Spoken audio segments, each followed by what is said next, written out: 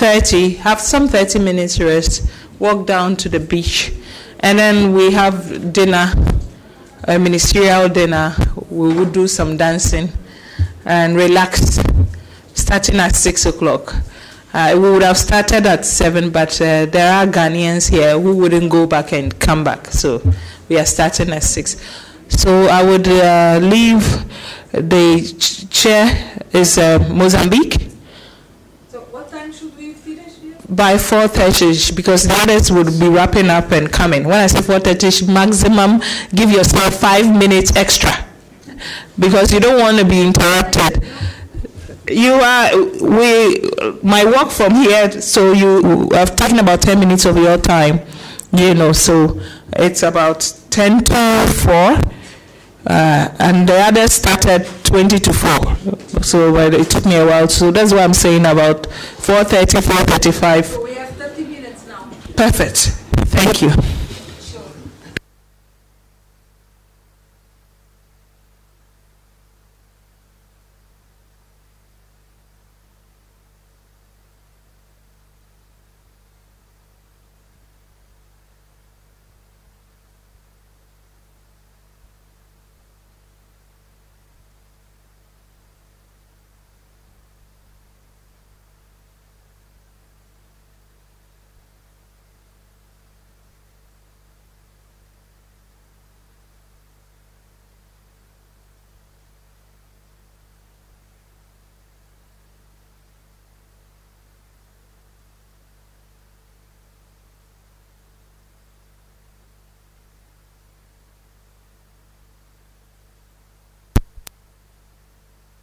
The chair here is the minister.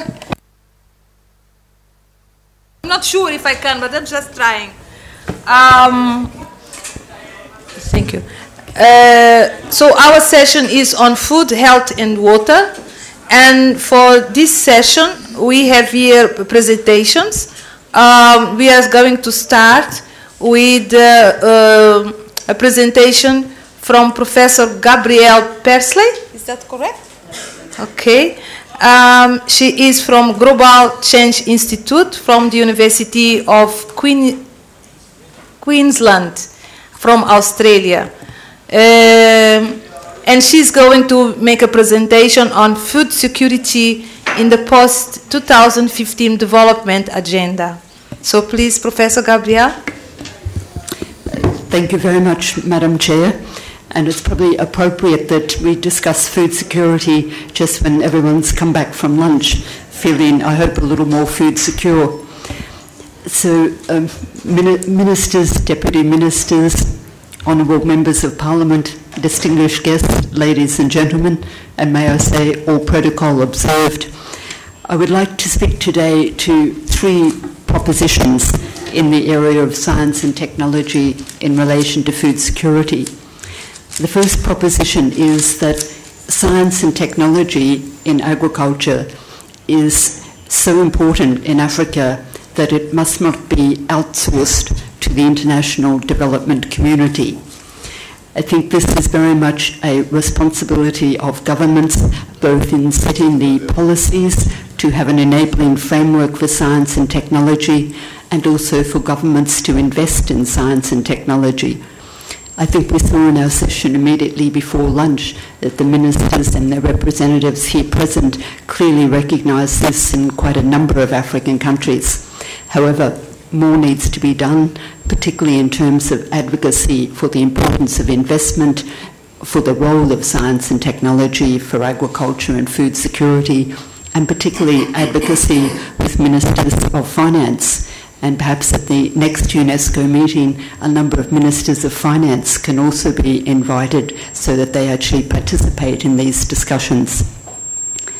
My second proposition is that investment in science and technology for agriculture is a good investment, and there is evidence to demonstrate this, that science and technology can deliver solutions to some of the problems of the century, such as climate change, by using new genetic techniques to accelerate the development of drought-resistant crops, disease-resistant animals, solutions for soil and water use in agriculture. And also there is reason for optimism for a number of existing initiatives, both at a national level by governments and also a number of regional initiatives. And although there are many such initiatives, I just wanted to mention 2 or 3 which could have, I think, lessons learned and be able to be used as models for other areas. First of these is here in Ghana with the University of Ghana and the West African Crop Improvement Centre.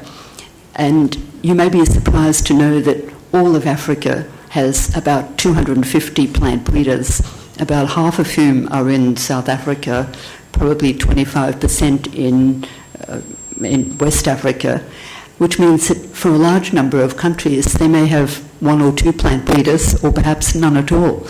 It's really difficult to see how Africa will be food secure without increasing the number of plant breeders and also determining how plant breeding can be really attuned to a changing demands on food. But WACI, as a West African Regional Centre, is addressing this issue for West Africa. There's an insect physiology centre based in Nairobi in Kenya, which has a long and distinguished history in terms of developing vectors both for disease-borne vectors such as mosquitoes and also pests of crop plants. And there's also an African Union NEPAD initiative which developed a biosciences platform in Nairobi, which is shared by countries in Eastern and Southern Africa and has also partnerships with Central and West Africa. And now there's about 150 young African scientists each year passing through Nairobi and using the most advanced techniques to develop new crops, new livestock breeds. And I'm pleased to acknowledge here at this conference Professor Agri Ambali from NEPAD, who was one of the co-founders of this initiative. And I think these are examples of successes that can be built on, and that these are African successes in training the new generation of African scientists. My third proposition is that there are unexplored opportunities to get synergy between different sectors, and I think particularly between mining and agriculture, which often seem more in competition without recognising the complementarity. But both are sectors which use natural resources, they use water, use land, and there's a lot of complementarity both for joint investment, for public-private partnership, and also to think of the ways of using income from mining and indeed income from agriculture to actually fund R&D.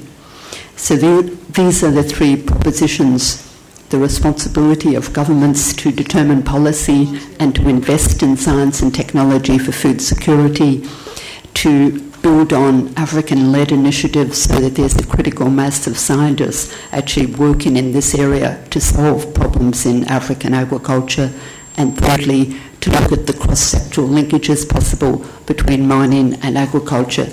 And these, I believe, offer a way forward for an important role for science and technology to deliver food security in Africa. Thank you all for your attention.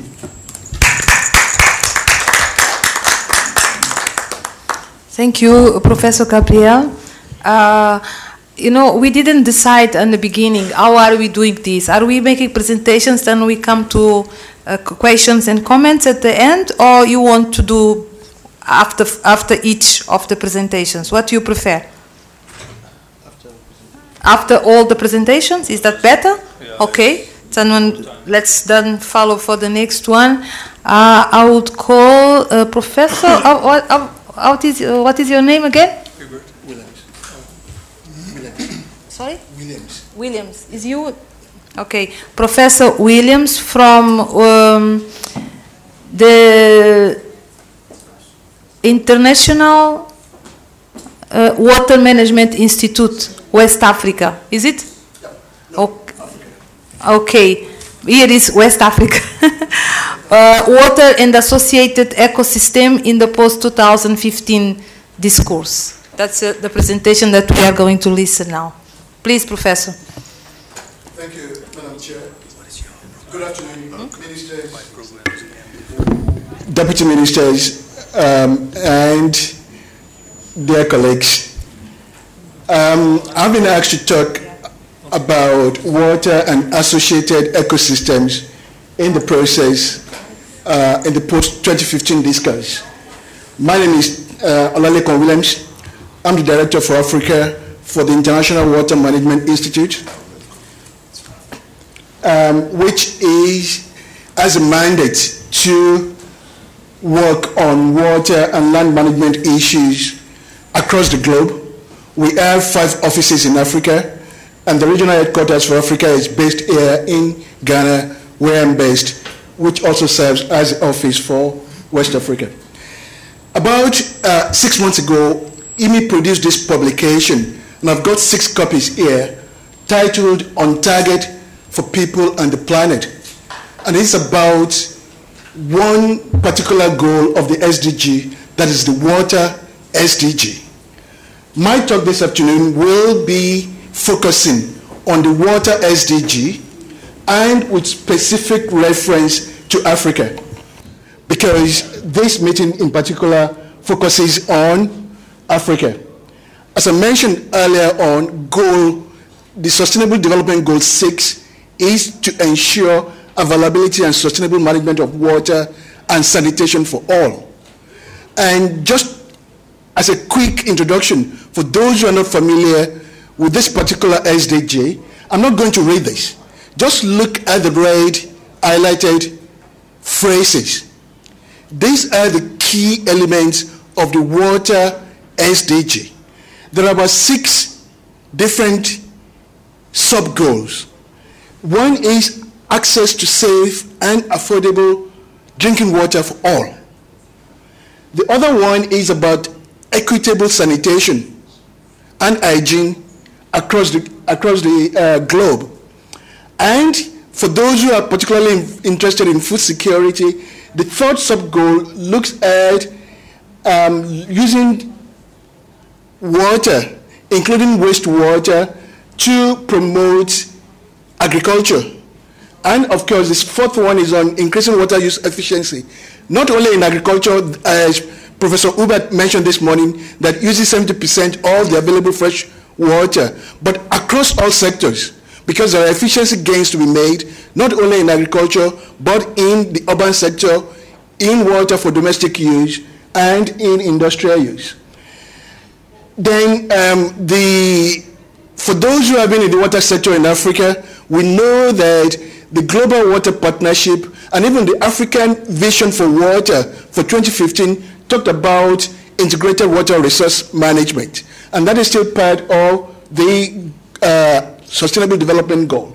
So, and lastly, it's about linking both the ecosystems that the functioning natural systems that support human being together with the other aspects of water. And I've used this this slide to emphasize the integration that is at the core of the water SDG.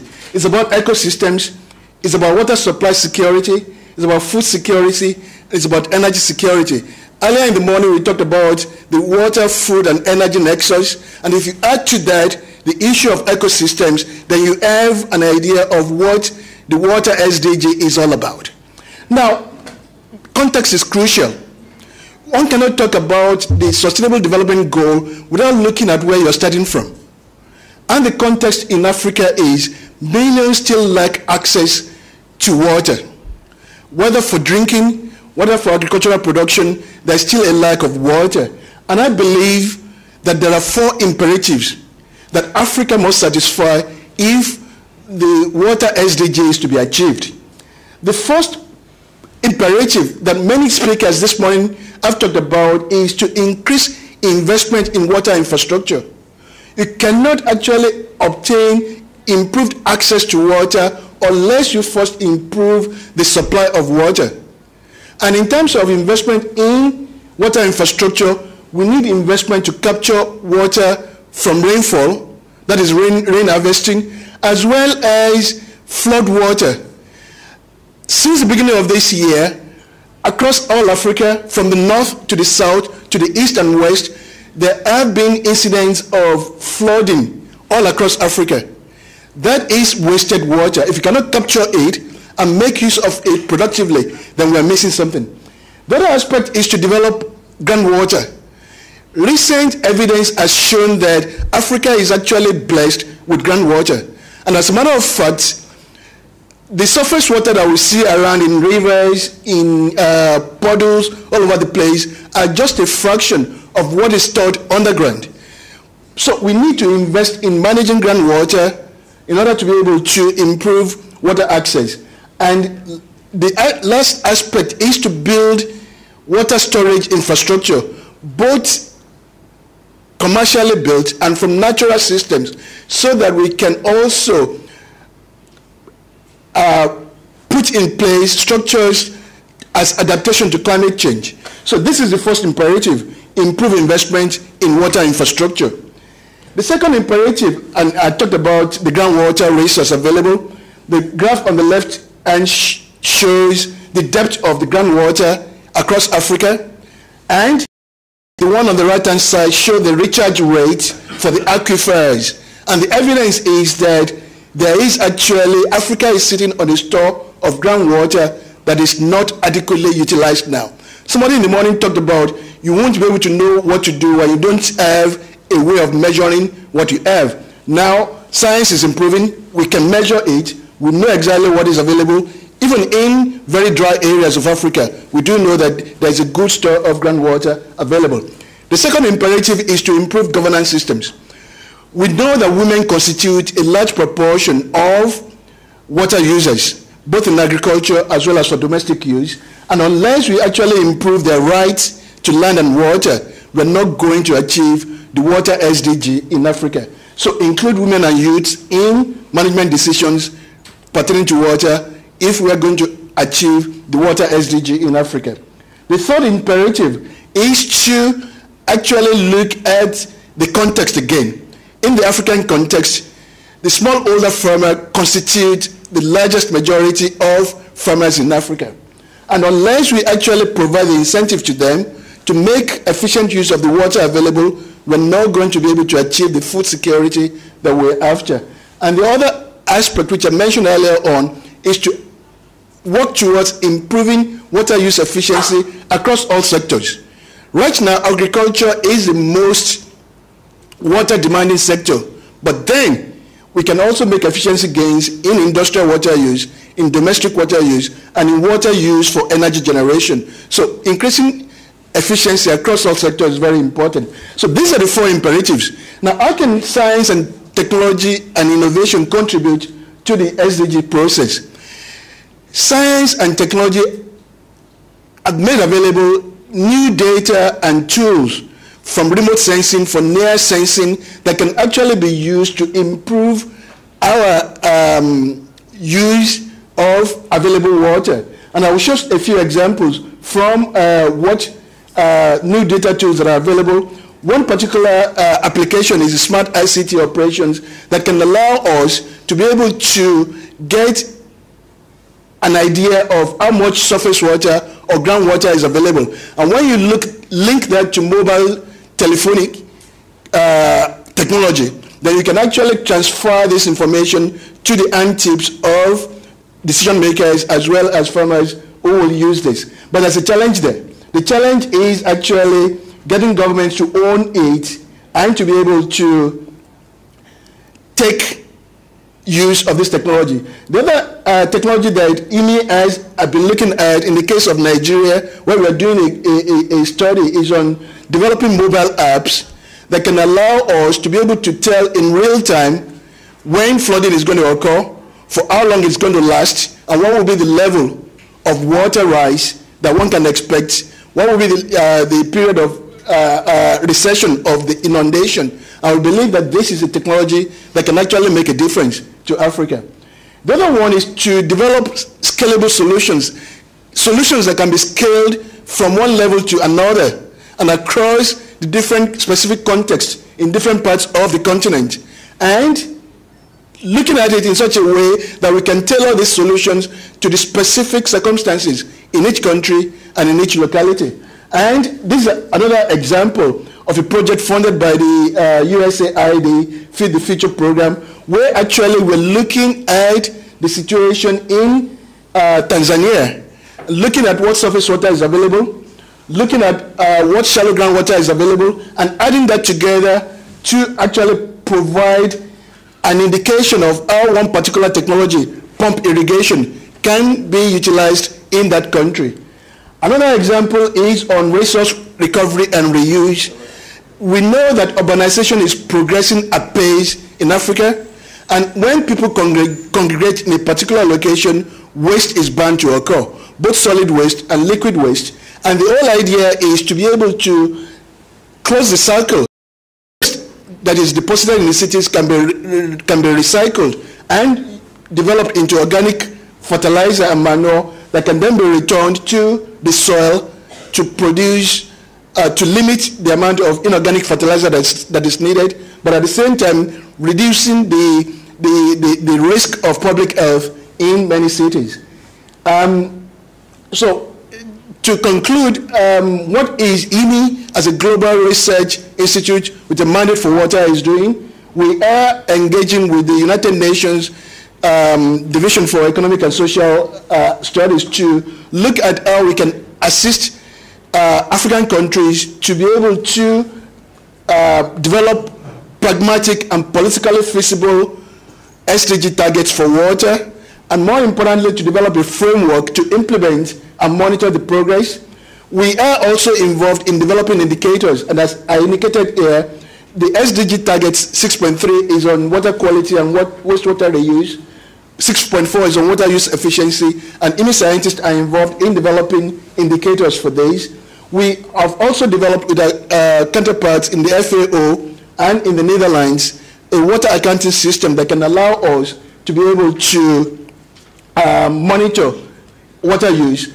The last part is on capacity building. Many speakers this morning have talked about the importance in Africa of developing the capacity to be able to develop these indicators that are needed to monitor progress and to look at how investments you have 2 minutes left. Have been made. I don't need more than 1 minute. So capacity building is quite important, and is actually looking at how we can build up youths to take over from those who are working on this now. I refer to this publication. I have 6 copies here, and I will leave it with the chair, maybe for ministers, and for those who have the access, you can download it actually on the internet at this particular address. Let me just end by what I would call the take-home messages from this presentation. I have about 4 main take-home messages. And the first one is that the SDGs we're talking about can never be achieved without partnership. It will have to be public, private, as well as civil society coming together to be able to provide different perspectives that can allow us to achieve these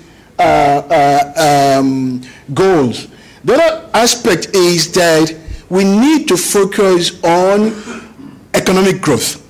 Without economic growth, we cannot achieve the other aspects. People talk about the trade-off. Well, it's easier to manage the trade-off when you have the ability and the resources to allow you to invest in water development. And then we need to balance the scales. Balance the scales in the sense that as we look at large-scale investment, we must not forget the context from which we're starting from, which is that smallholders dominate the landscape in Africa. And lastly, we need to think out of the box. It's like a cliche, but it is true that since morning we have been talking about Ministry of Science and Technology. What about the Ministry of Agriculture? What about the Ministry of Finance? What about the Ministry of Trade? Unless we actually take this perspective, we will not be able to achieve much. Thank you very much for your attention. Thank you very much, Professor. So we really are out of time, so I really need to rush a little bit. So I'm going to call our friend from the nice pictures here, Professor Hubert please come to talk to us about international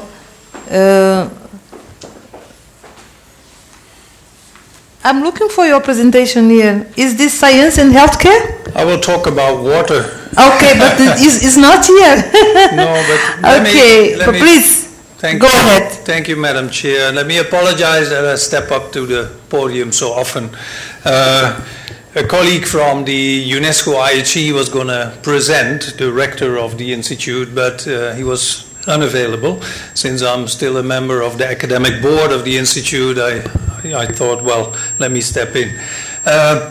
I'm not gonna present his presentation. I have my own presentation. I would say the title is Water Challenges. We can recognize it. Water Challenges and Solutions, and of course the subtitle refers to the whole agenda that's upcoming under the SDGs. Next. This first slide, if someone helps me. Oh, it's here. Okay, I got it. Here we go. This first slide is I think, very interesting because this is a picture taken from the moon, and you see planet Earth down there, and it really emphasizes the point I want to make. We take water for granted, but if you're on the moon, you will realize that it is a very unique situation that we have water. There's no water here, that means no life, there's just rocks, nothing else. And here you see blue, that are the oceans, and you see white, and that are the clouds, and represent the hydrological cycle. So that emphasizes the importance of water. Now, what are the important roles then for water that we use water for? Of course, water for food is essential. And as I said this morning, 70% of all the fresh water use goes to food production. We need water for people, for our health. It's drinking water. We use water for industry. We use water for energy. We use water for transportation. Then think of it, water for tourism.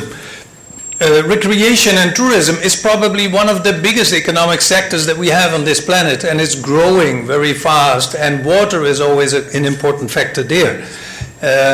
Then, after all these uses by us, we oftentimes forget, oh, we also need water for the environment. So that's a crucial function as well. I showed this picture this morning, which is the very steep upward trend in water consumption and water use, and the 70%, the biggest consumer is agriculture. It's not only agriculture, it's food production really.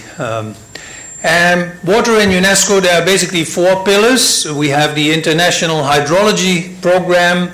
The second one is the World Water Assessment Program. The third one is the Institute I talked about. It is an international university in the field of water in Delft in the Netherlands. And then we have a large number of Category 2 specialized water centers and UNESCO chairs in water. So that brings academia together around the subject of water. In terms of challenges, there are quite a number. So that was the title of my presentation, Challenges. Now, water and people challenges are there. So many people still without improved water. Many more people without sanitation. Some 5 billion people, a rough estimate, they live very near polluted waters, posing health threats.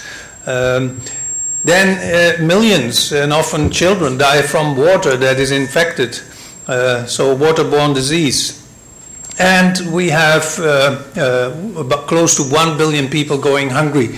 And this also falls under the water challenges, of course, because after the Green Revolution, we are now struggling with the next limiting factor to raise our food production, and that's water. Then under water quality and water quantity, we have a long list of challenges, be it the problem that we see a very sharp increase in water use, we see depleted groundwater resources, especially on the cities. The food insecurity is an issue in many regions. Climate change brings water to extreme events. The rapid urbanization leaves a footprint on the catchment. And I could go on, and you see there is enormous challenges there for water quantity and quality. And therefore, again, this important moment in time where we need to zoom out and reflect, as I said this morning, and recognize that the nexus, food, water, energy, relates to many of the development challenges that we see globally in terms of climate change, environmental sustainability, biodiversity, but also this nexus relates to poverty and inequities. And ultimately, therefore, it relates to the biggest goal, and that is the one of peace and security. And therefore, as I said this morning, we need these transformative shifts in these three strategic sectors. We need new energy, new water, new food.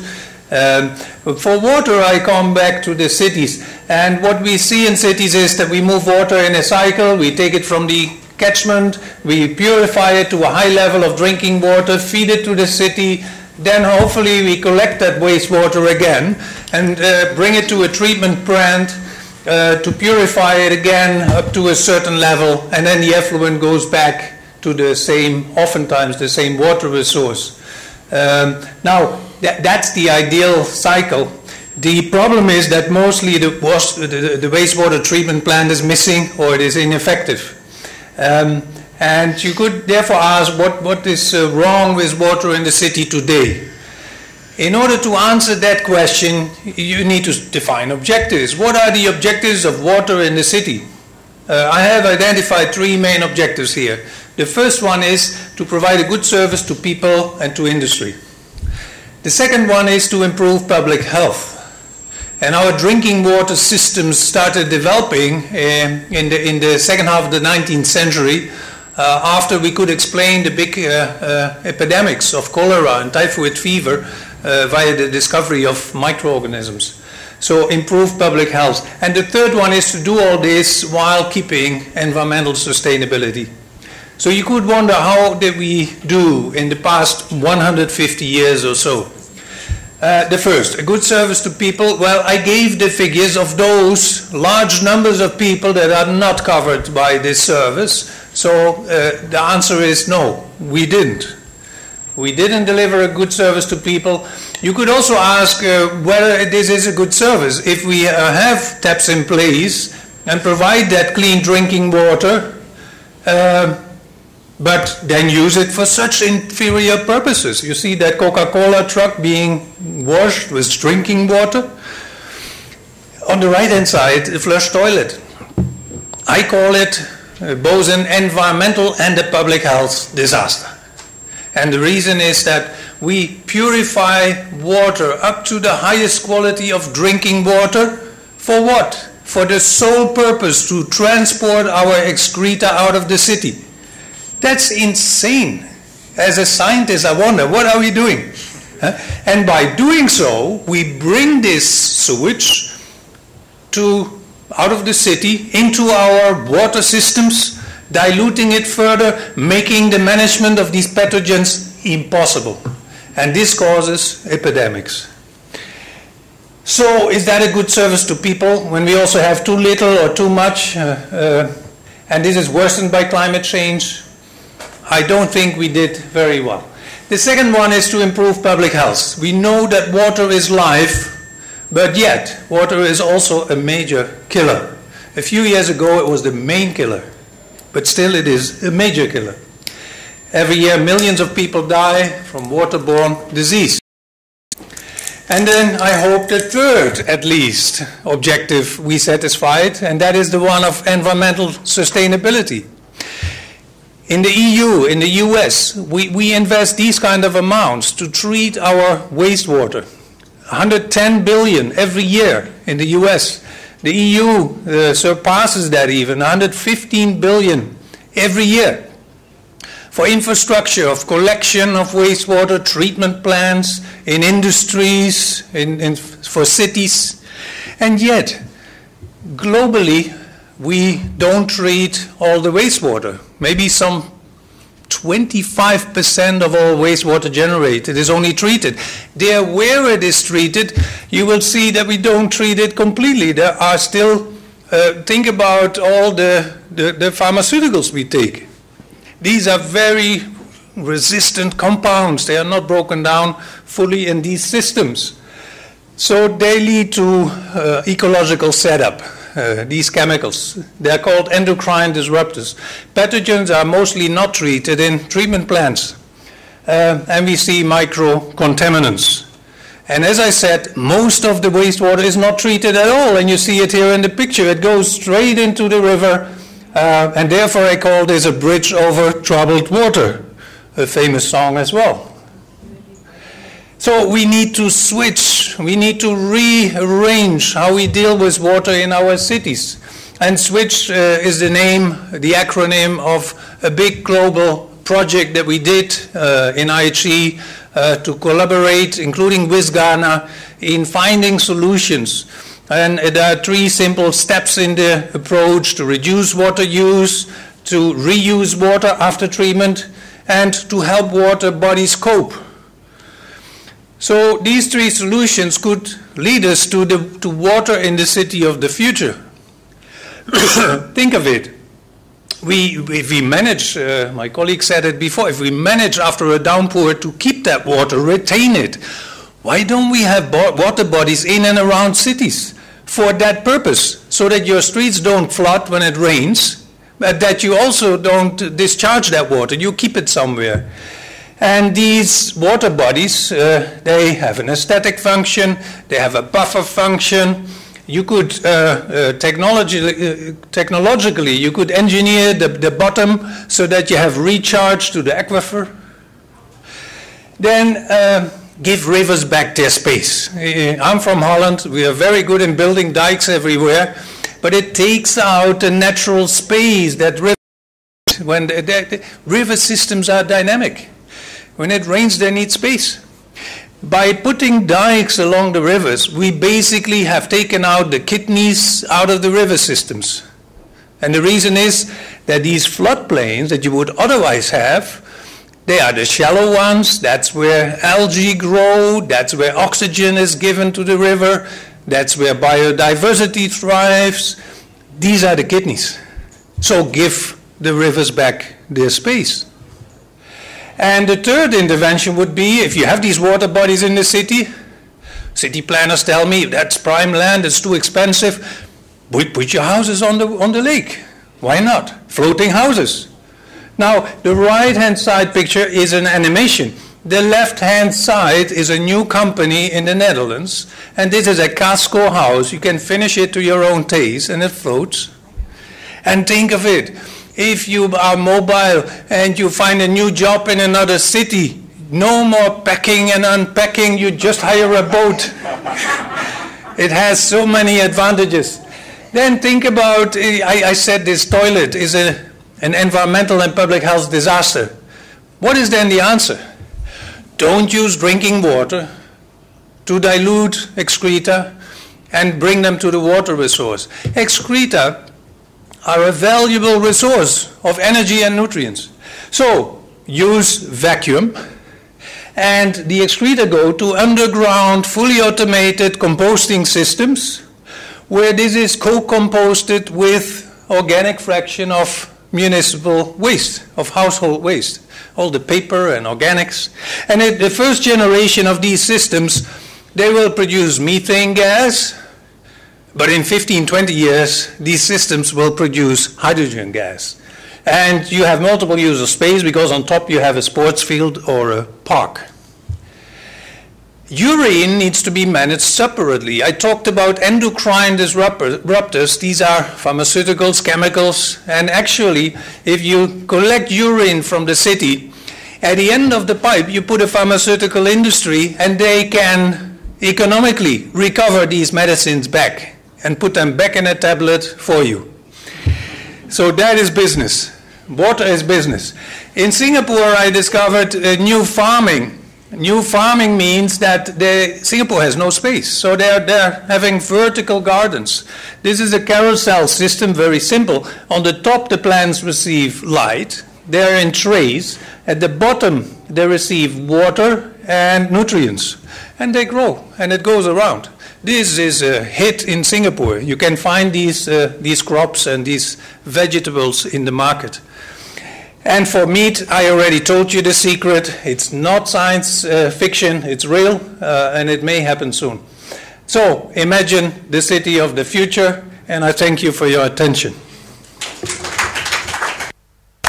Thank you, Professor Hubert. It's very dynamic presentation, and I'm always wondering, in Africa, we have so many rivers, we have ocean, and then we also are basically agriculture countries, and you have natural resources, diamonds and gold, and we are starving, we are poor, we have so many problems, and we don't know, we know how to go forward, and probably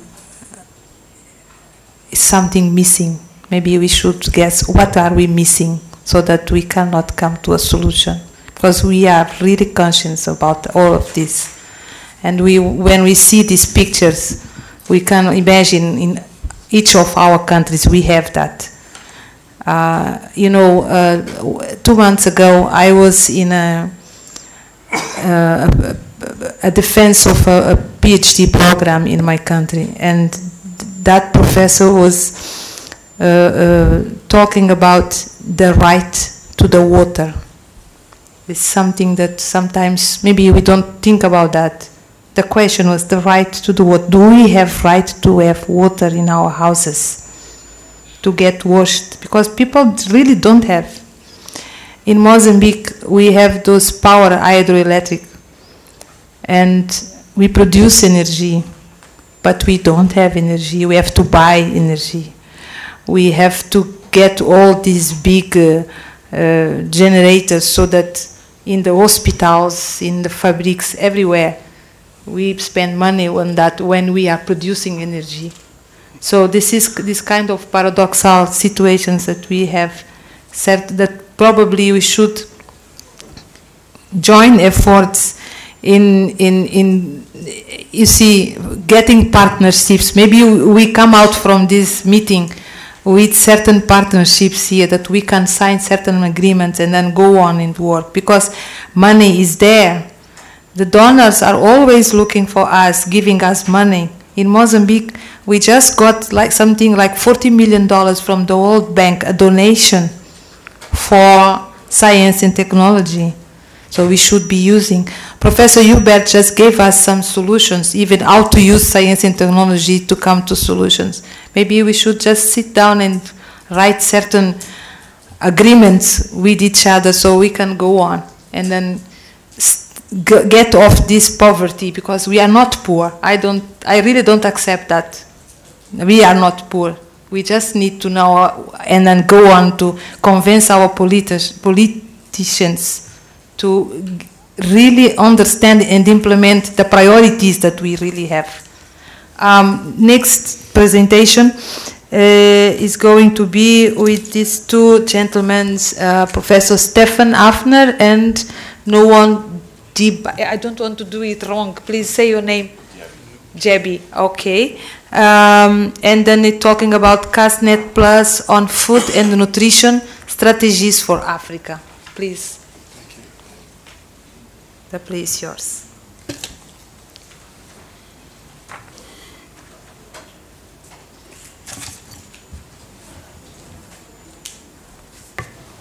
Thank you very much, Madam Chair.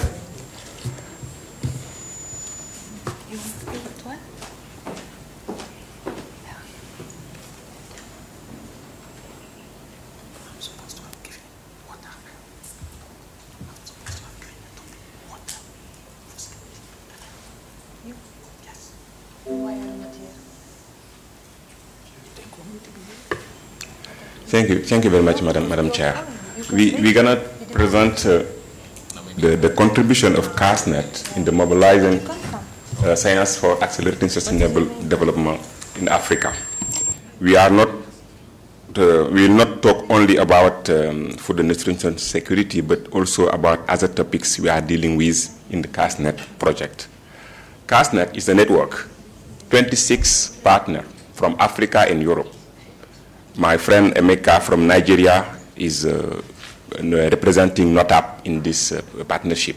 Stefan Hafner from DLR, also George Esegbe of Ghana, from CCR, and myself. We are also partner in this project, dealing with three main global challenges: food and nutrition security, climate change, and health.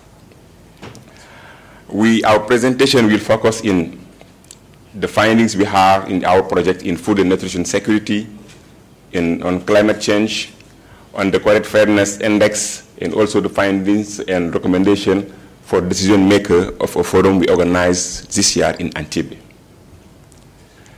For food and nutrition security, we did a critical analysis of the scope and coordination of research findings, because sometimes we say that research are doing a lot of work, a lot of findings, but these findings are not used and transformed into innovation.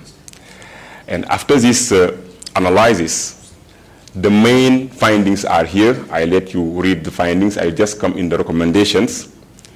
We recommend, the project recommend to establish a high-level multidisciplinary think tank comprising research directors and coordinating platforms. A lot of platforms exist now on food and nutrition security. We coordinate with this platform, with experts, and support by relevant experts and stakeholders, really to deal with food and nutrition security. Also, in the politics, shift from the focus of producing databases to executing joint research that lead to scientific and technical outputs, which can be measured, quantified outcomes on food and nutrition security tracking. In Europe and Africa, co-funding, and for this we have a good example Stefan will talk about. And the last recommendation is the recommendation that the government of Africa commit themselves to put more money in STI and to reach this 1% of GDP. For this project, the contacts are myself, Nuhu Jabi from the Ministry of Higher Education and Research Senegal, Mrs. Judith Francis from CTA in the Netherlands, Mr. Jean-Albert Gel and Nejma André from the IRD France. The report is available. Okay. And also, it is downloadable. You can download it. We will give you this card, and from this link, you can download the report. The second topic in the CASNET Plus is deal about climate change. For this also, we did critical analysis of the scope, coordination, and uptake of the findings. The main recommendation you can have here, the findings are here. The recommendation is to stimulate outcome thinking in framework project design, including, for example, this Horizon 2020 funding project of European Union. Promote collaboration with the civil society and private sector with experience in advocacy and policy change. Private sector has to be involved in this project. Speak with one voice, coordinating with existing platform. In climate change, lot of things has been done. We do not need to reinvent the wheel. We can build and coordinate from existing platform and networks. Highlight the importance of a long-term outcome, also in project design stage. Develop finance and cooperation model for more balanced partnership. We should have more balanced partnership between Africa and Europe if you want to talk in the same voice. Now I give, the contact for this climate change are here. Mike Hughes from Medic Rwanda, Arne Torstensen and Jan Hankonsen from Norway, and James Hasselip from Denmark. Now I give the floor to my friend. Okay, thank you again. You will also find this report outside and also this card where you can find on the back side the link to download the report, so you don't have to carry it back home in your luggage. Just keep this card and you will have access to our report. Thanks. Thank you, Nuhu. We are also working in the area of health. We are working together with CORED on the Corporate Fairness Index, which is a collaboration platform for supporting bi-regional science and technology cooperation on joint health priorities through the development of a certification system to promote and validate responsible, fair practices in international collaborative research and innovation for health. And from our perspective, this has to be seen just as a pilot. These experiences we are making there could be transferred after also to other areas of science, technology, and innovation. The person in charge in CastNet Plus are highlighted here, which is Nadia Musolino from CORET. This is Katarina Kus from FCSAI from Spain, and Dr. Eric Mrangi and Mr. Gatama Gicini from the Ministry of Higher Education and Science and Technology in Kenya. And here you will find also the contact data. Please contact us, and you will find this also in the paper we have disseminated to you. There you find all contacts, because what we are doing here is also to give advice. We are not only bringing stakeholders together, we are giving advice to ministries and to those who are making decisions. This will lead to our next point for here. Last year in November, we have held a stakeholder forum in Entebbe, Uganda, which was on transferring knowledge into solutions. We can't go into detail here now. Time is too short for the presentation. Just to let you know, we have these recommendations here available, but you will find them also on the CastNet Plus homepage. These recommendations will be absolutely worthless if you won't make use of it. So please have a look at it and decide what is fruitful for your all-day work and for your all-day decisions you have to make.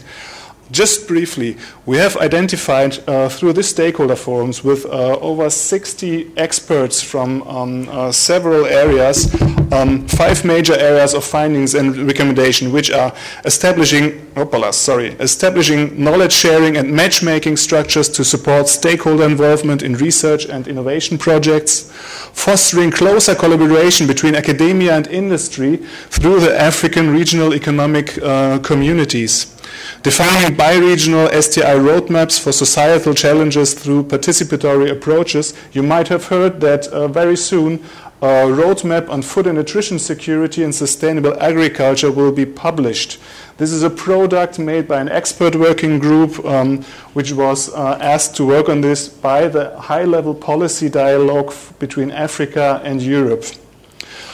Also, supporting joint Africa-EU centers, pardon? Okay, sorry.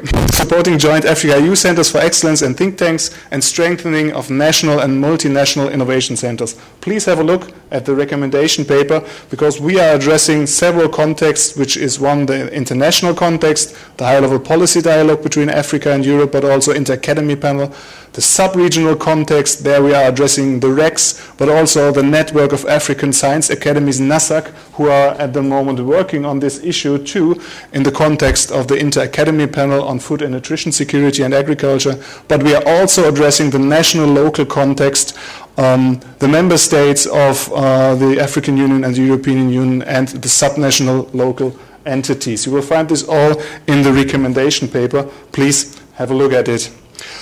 It takes a village to raise a child. This is a proverb I like very much, and I'm always remembered to this proverb while we are doing our work in CastNet Plus. We are 26 partners, as Nu has said already.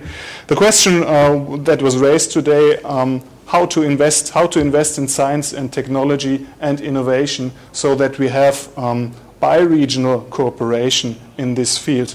One option is to continue the ERA Africa approach. And this is something, from my perspective, a very concrete step that could be made now. We are putting money on the table, Africans like Europeans, and deciding on the topics of research, investing in the researchers, those who gave the best proposals, and they were financed for doing some research. At the moment, we have 2 funding areas, food and nutrition security and resilience. I don't want to go into detail now what ERA Africa was about. We had 20 funding parties, 11 million euro were coming together for this, and 17 projects have been funded so far. I come to the last slide. Area Africa 2 is at the moment managed by a joint call secretariat, which is from NRF, National Research Foundation, and DLR Project Management Agency. You will find my name here. Contact us and let us know whether you wish to indicate your support and commitment. Please contact us. And if you allow, after this conference here, we would like to address you. We will get your emails, hopefully through the list of participants, so that you all could come to that boat. In October, we'll have a meeting of all potential funding parties, and then we can decide on how to invest into science, technology, and innovation. So thank you for your attention. Sorry, I missed this word. And please contact us. You have this in this handout paper. These are our contact data. Contact CastNet Plus in case you wish to have further information on these three global challenges or with regard to policy dialogue support. Thank you very much. Thank you, Professor. We are really out of time, but we still have one last presentation, and this is going to be Dr. Joseph Ampofu from the Water Research Institute. Is going to talk to us about water for food security and good health. Please, Professor.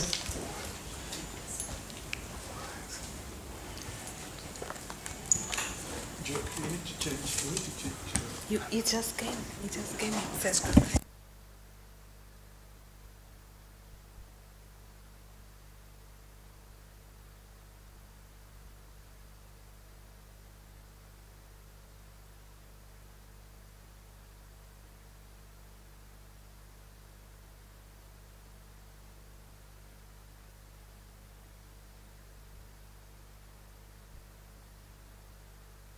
I'm giving a very quick one on activities that is being performed as a research institution by the Council for Scientific and Industrial Research, Water Research Institute.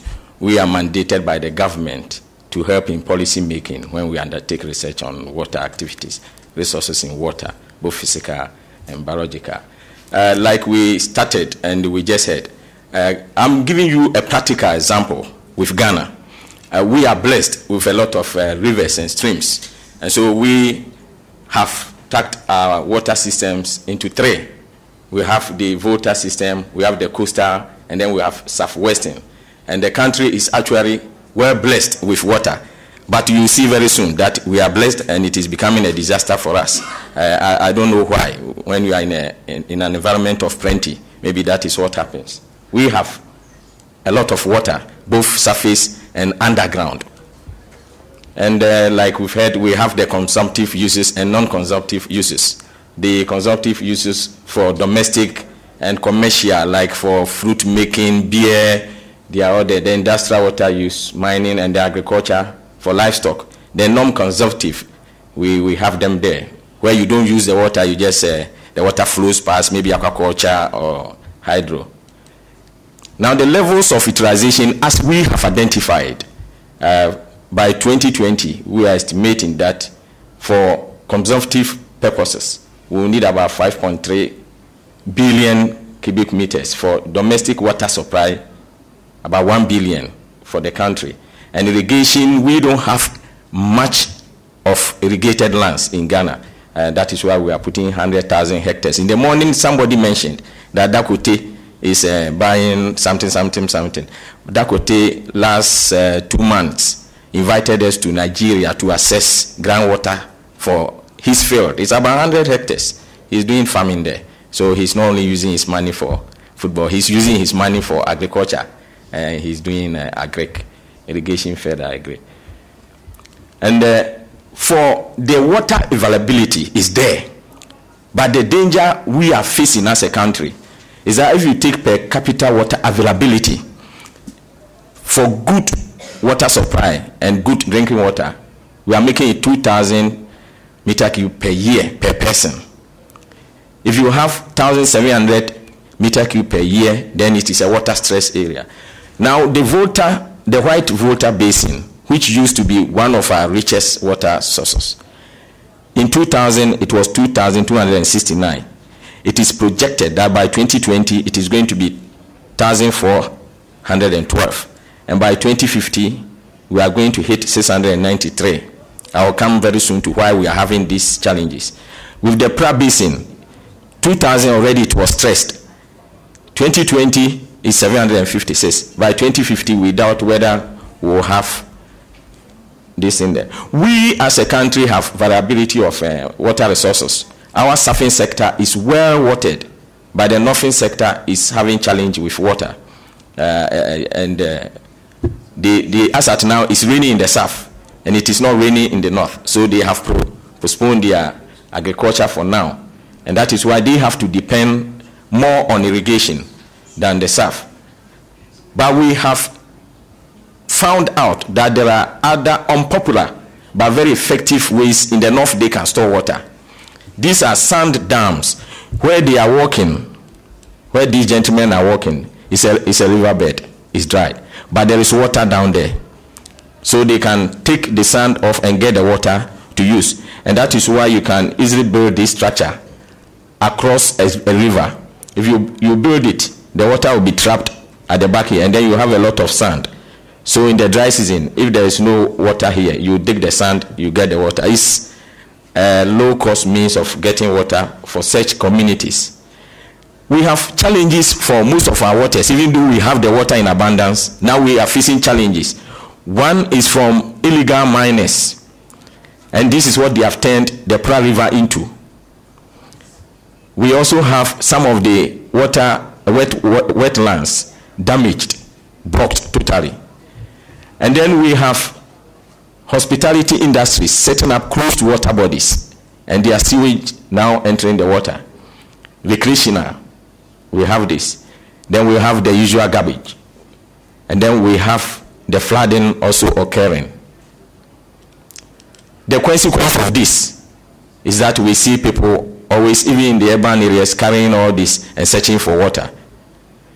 So as an institution, what are we doing to help address this? We have our surface water exploration scientists who are looking at the state of all surface waters, and they are trying to develop appropriate rainfall harvesting system for domestic water use. And that is why we are trying to see whether in big apartments we can capture the water, filter, and then they will use for domestic purposes. We do water flow, water sedimentation to check whether the water will be able to survive for long. And we also monitor water for irrigation, because we've realized in areas where they need irrigation, they are doing flood irrigation. But we have automatic weather sensors, including water level, in some of the irrigation farms, and they transmit information to us. So we are able to call the farmer, don't irrigate, don't waste the water now. If the plant is stressed, then we call you to water. We are trying to see if we regulate that, what will be. This is data we took from our water meteo station. If you look at this, 2013, the highest rainfall for the first season, the first half of the year, was February. But 2014, the highest rainfall was 5th June. This year, it is 3rd June. And so we are also monitoring as an institution. This is a newspaper for last year. If you take this year, it is 4th June when you have this. So we, even as an institution, we are also trying to track all this for the nation. We also have groundwater exploration team, where we have scientists who are also doing groundwater geophysics, searching for water underground. We have a lot of groundwater, yes. Our groundwaters are protected, yes. But the danger we are now facing is a lot of distraction from chemical use in small-scale mining. So we are suspecting that very soon the groundwater may be contaminated. If you look at the rock profile of most of our lands, they are blocked by rocks. But in areas where there are a lot of percolations, what we are suspecting is if there is too much fertilization of the land by chemical fertilizer, you are going to poison the water underground. So if you go to northern Ghana, where they are stressed already with water, and they need to be given boreholes, these same communities, they are giving them fertilizers free to use for agric. They are not looking at the consequences of filtration of the chemicals into the ground. So very soon they will face challenge of non-use of the groundwater. We used to have monitoring boreholes where we take metry data. There are loggers, so when we go, we plug computer and then we read. Unfortunately, these days we are a bit financially strapped. We are doing our best so that we log the chemical quality of the groundwaters. Because of the equipment we are using to, in Northern Ghana, they used to have challenge with drilling for groundwater. But we have a 3D resistivity which is able to go deeper. And so we are able to locate fractures underground for them and then determine where they can get the water. So now most of the boreholes they drill in the north, 80% of such are successful. We also advise in areas where they can use groundwater for irrigation, and then we monitor the usage for the communities. We also have the environmental biology and health scientists. They are looking at the biology of the environment, biology of the water, and then the health of the farmer. So we look at the health of the farmer himself. In the northern area where there are farmers who are active, we have onco disturbing them. So we are also looking at resistance to ivermectin now. We are looking at resistance to ivermectin. We are also looking at challenge of malaria to the farming communities. Then we look at the quality of the water they drink. We also have urban agric, where we have very good vegetables. Most of these, they use wastewater to irrigate. And so we are tracking them to see whether pathogens will be available on them, and then advise appropriately how they should disinfect before they can use, because everybody buys from them. And then we have the environmental chemists who are tracking the chemical pollution that is occurring in our waters. And last but not the least, we have fishery studies also in the institute, looking at how we can improve our aquaculture development. We also do capture fisheries, and we've realized we are having challenge with amount of capture fisheries now. So we are intensifying development of the aquaculture. Now we are doing zonation of the Volta Lake and looking at the stress aquaculture can also bring to the Volta Lake. So these are studies that we are doing to enhance the life of the Ghanaian so that they will always be a happy people. Thank you. Thank you very much. We are really out of time now. We just need now to go for our comments and discussing certain questions. I don't know who has some question, please.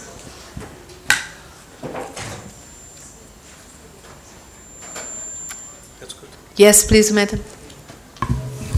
Yeah, my question goes to the last presenter. The last. Yes, from Ghana, CSIR. He did talk about tracking of our rainfall patterns and indicated that last year there was a flood on the 5th June.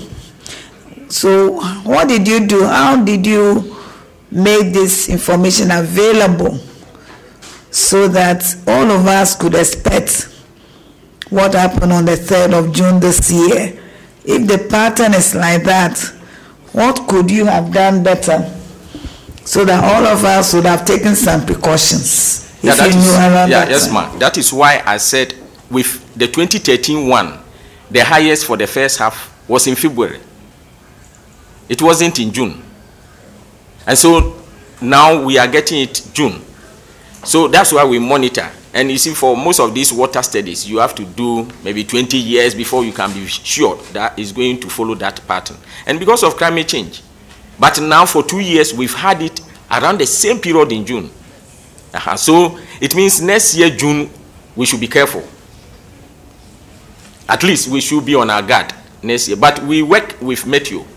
We work with also Hydro. Okay, thank you. More questions?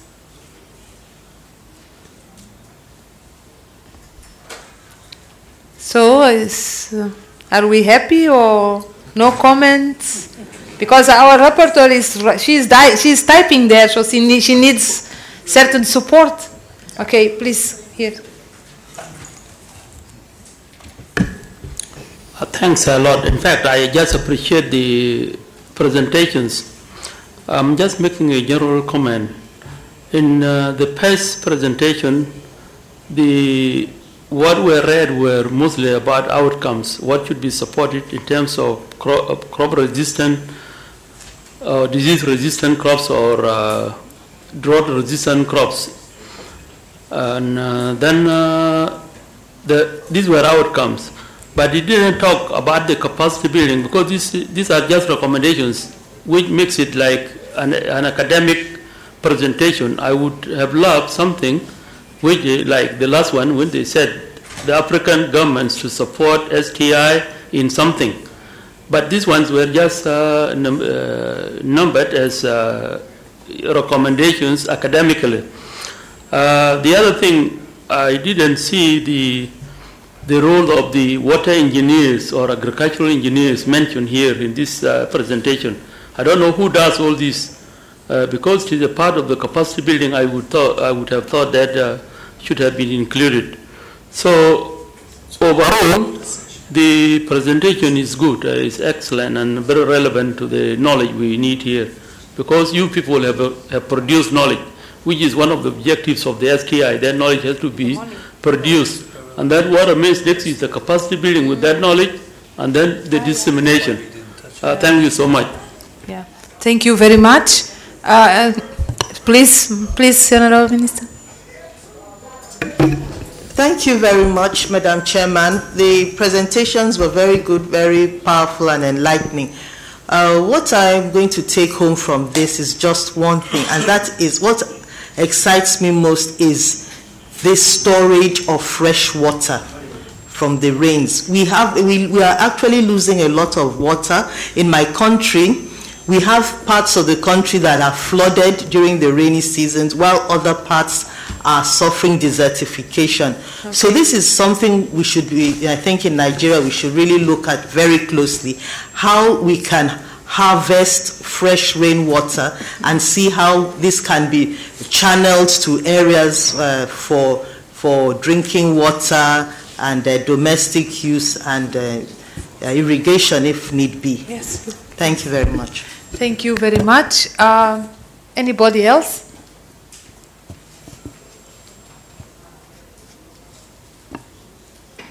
Okay. Just two. Sorry. Something more for them.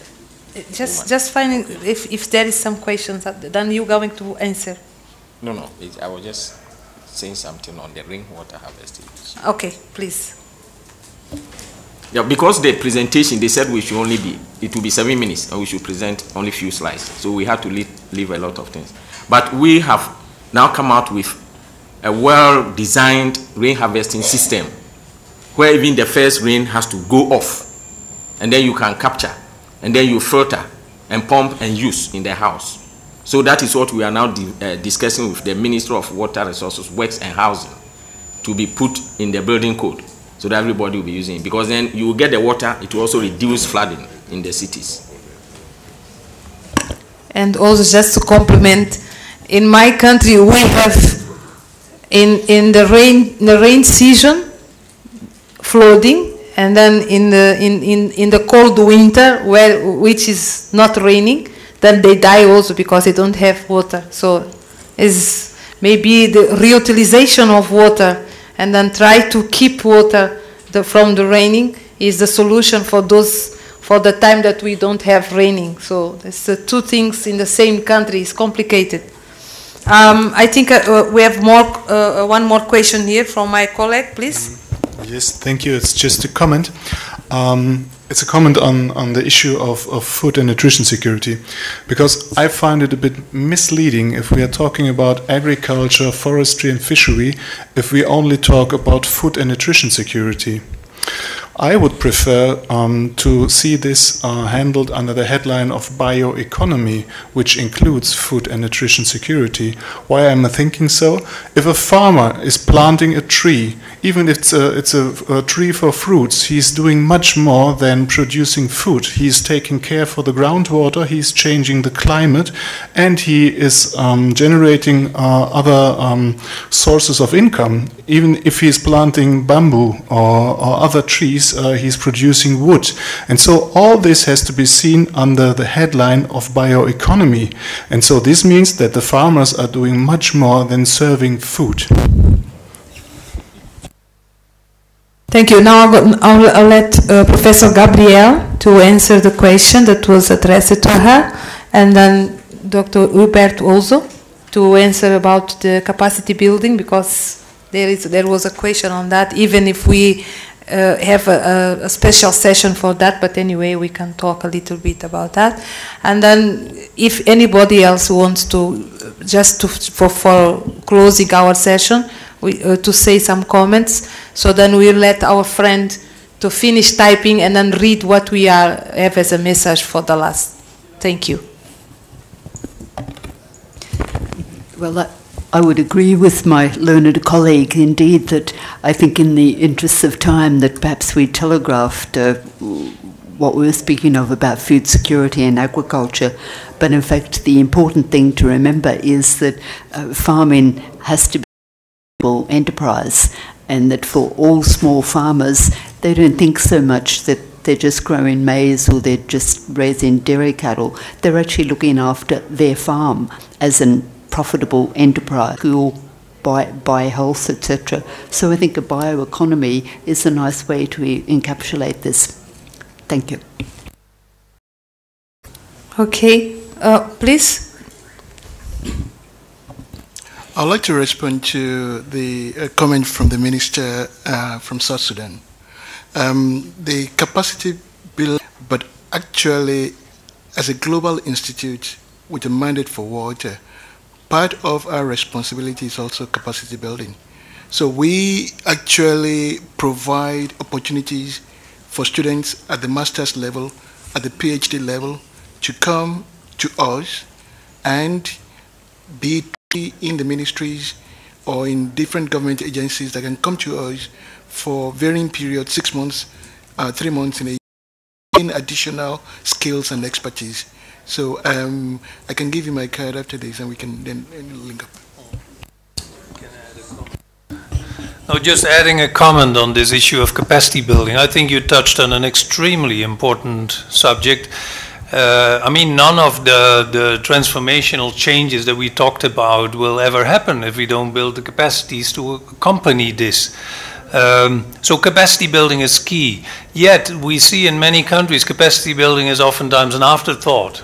That, oh yes, we need to do a little bit of training in these areas.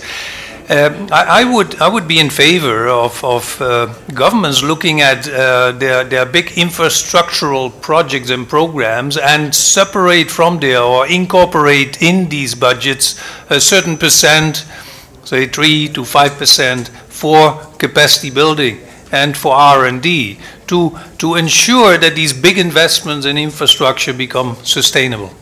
So maybe that's a way, but there is a parallel session ongoing at the moment exactly on capacity building, so we also look forward to hear their recommendations. But one way of approaching it is to dictate by law that every large investment project has a percent for R&D and capacity building.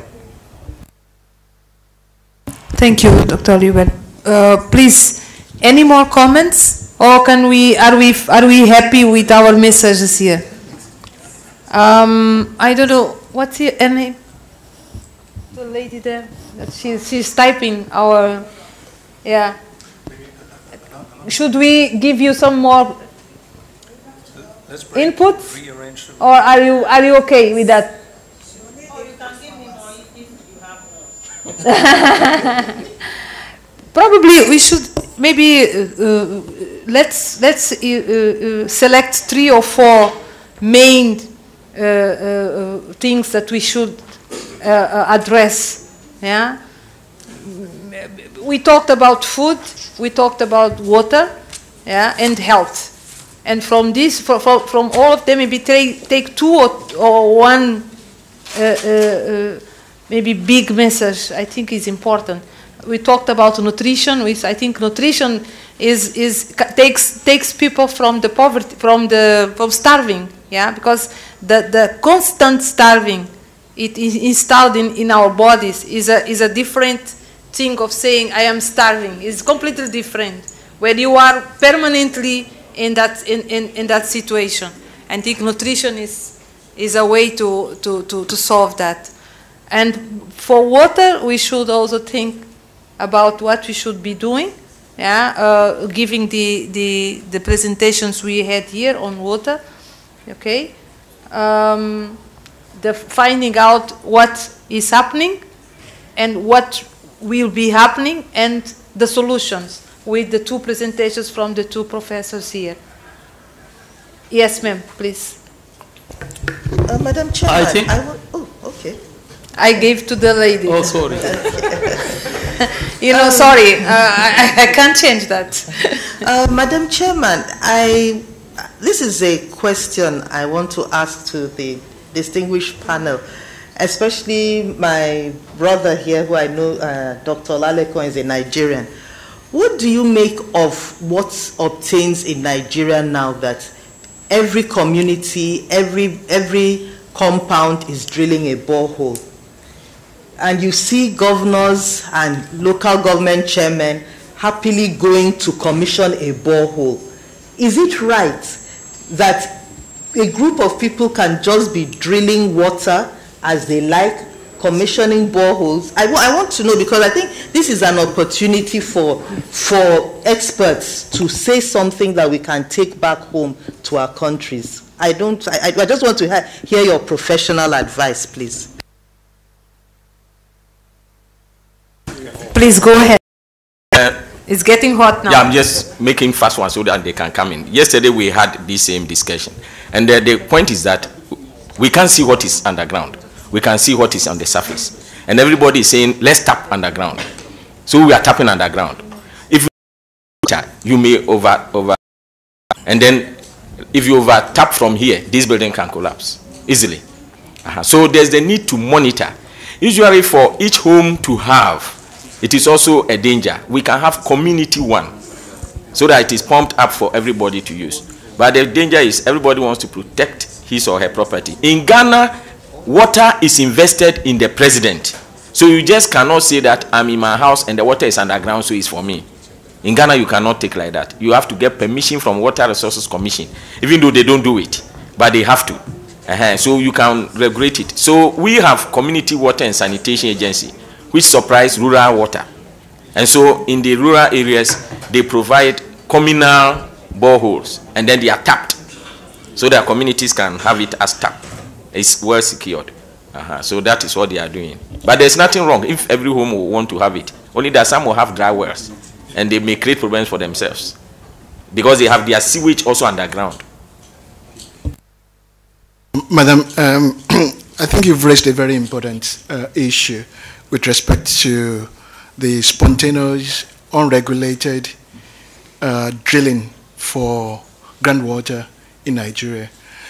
As my colleague, Dr. Ampofo, just mentioned, the unregulated, spontaneous development of groundwater is like an accident waiting to happen.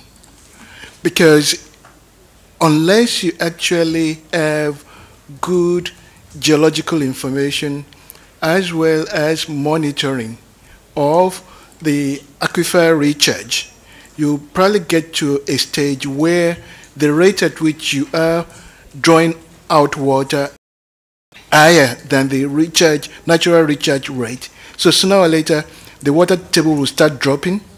And then the other problem is the contamination of groundwater from other household waste use. So the Environmental Protection Agency has a very important role to play. And so also is the investment in actually doing a hydrogeological survey to be able to know actually what is the ability of the recharge rate so that we are not over-exploiting what is actually a fossil resource. It can disappear if you don't manage it properly.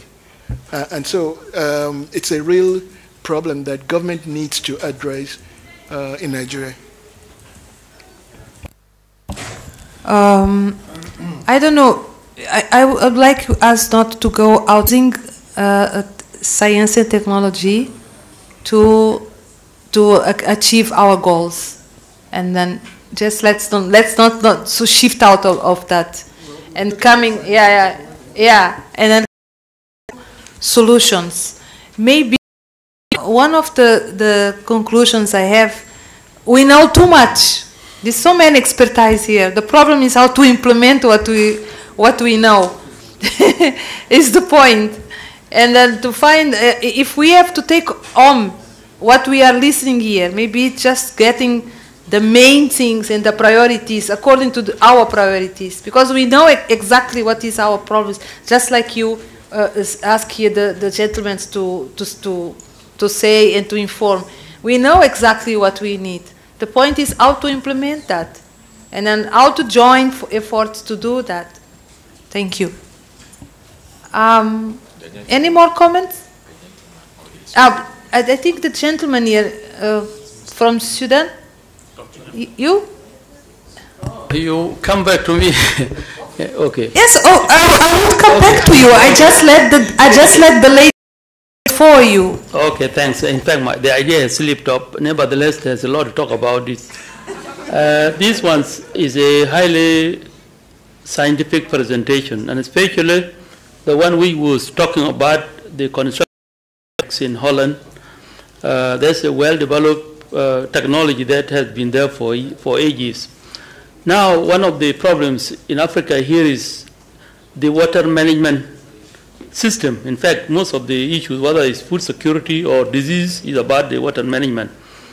So one important thing I pick up, whether from any of you presentation, is about access. Because in some areas, access to water is a big problem. So the first thing is, how do we make water available to everybody? This is now, besides the other scientific things here and there. So the first thing is how everybody should have access to clean or safe drinking water. If that's number one is achieved, then we will reduce the diseases we are talking about. That will be the first thing.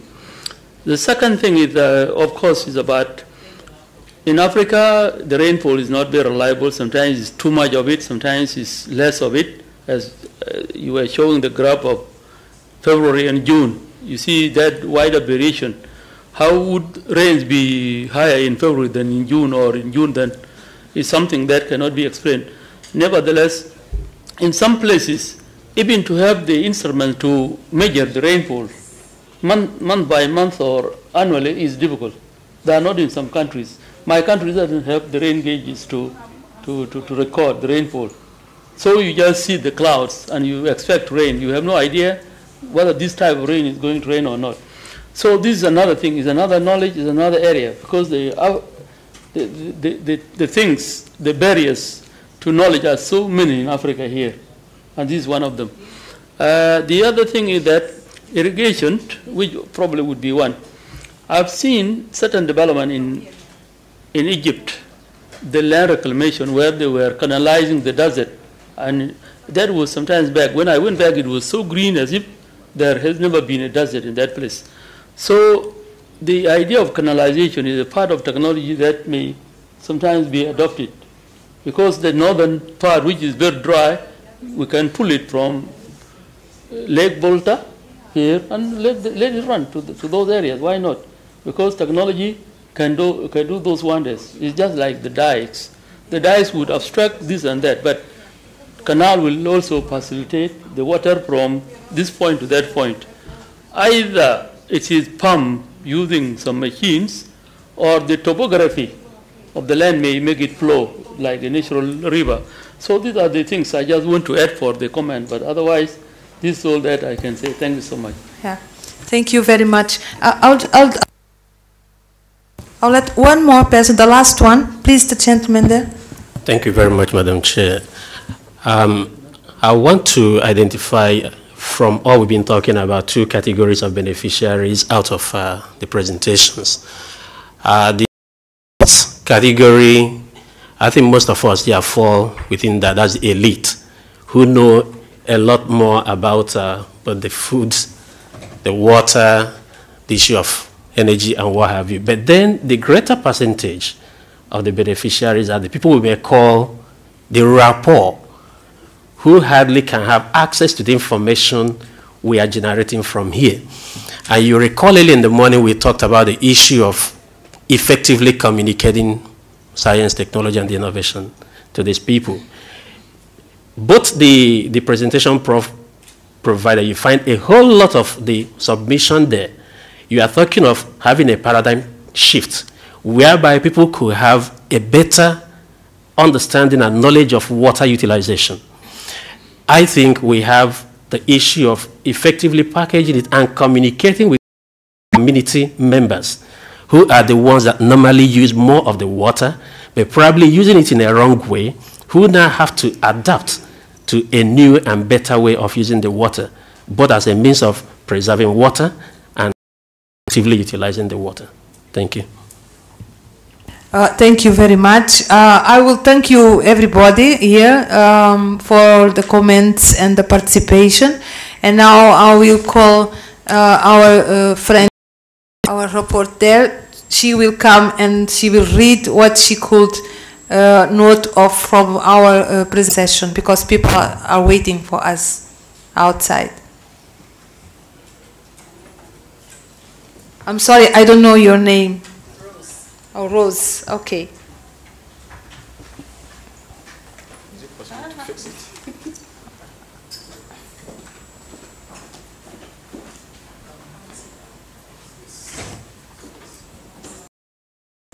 Yeah. Yeah, but the others already joining you now. Yeah, but Take a risk. if we don't read now, we are going to take a risk at the end. Let's take the Yeah, but we're taking a risk. Are you agree? Yeah. I want to listen to the No, team. but the thing is, you have the other groups already in here. So they listen and are repeating, listening to you. Yeah, that's the only challenge now. You have the group 2 and 3. Yeah, Yeah. Not, this is no problem. We can take the risk, and then if it is something that she misses, we can complement. Or group 2. Form a small team to quickly go through and then if you can get 1 or 2 people to help to tidy up. So that session 2 and 3 can present and session 1 will present later. Yes. Yes. So session 3, session 2, are the presenters here? Energy. Who is the rapporteur? Okay, I just want session 2, the rapporteur. Session 2, rapporteur. He's on the way. Okay, then let me call the chair for this session. This plenary session here. Our own Director General of CSIR, Dr. Ajimai, would chair this session. Sorry, Honorable Chair, for session 1, you all chairs would have to join. Yeah, you would have to join because your group will be presenting. Yeah. So the chair for session 3, you join? Session 3, chair. Rapporteur, please, who was your chair? Or he's gone out? Okay. There's another group coming. Yes. We also just finished. So the chair for session 2 coming in, who is the chair would join, and then the rapporteur. Session 3, is your presentation a PowerPoint as well? Please, can you bring it to this computer?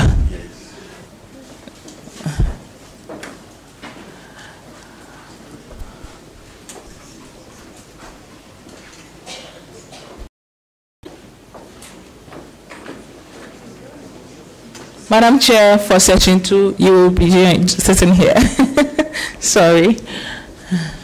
Rapporteur for session 2, can you put your presentation up as well?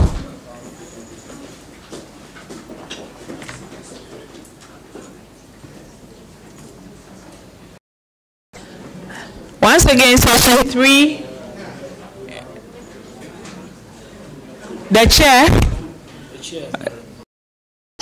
Session 3, chairman. Oh, is a she? Session 3. Yeah. 2 is here. 3, energy. Energy. Who checked?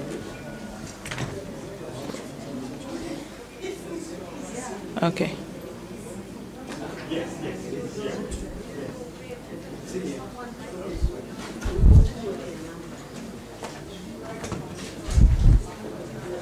So session 3 will start your presentation, followed by para session 2 or 1. Anyone that is ready.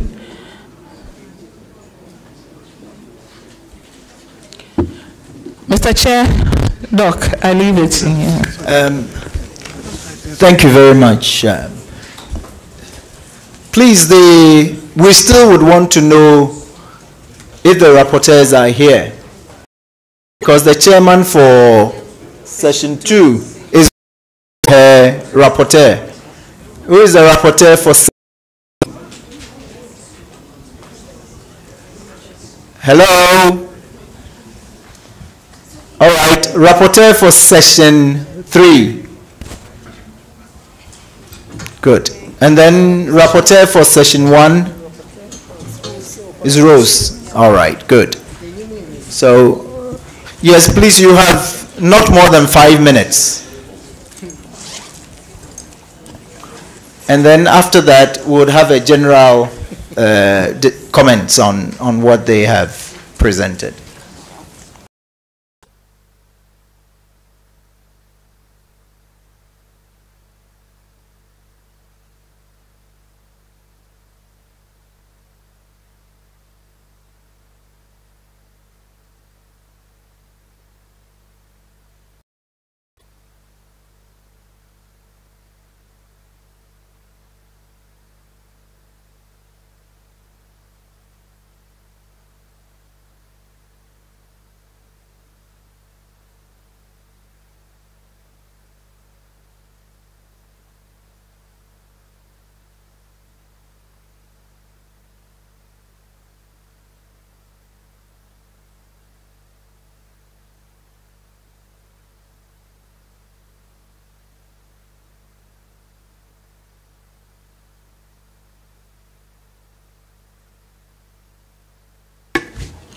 All right.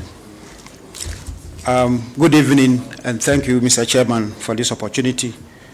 We looked at the third, the issue of energy.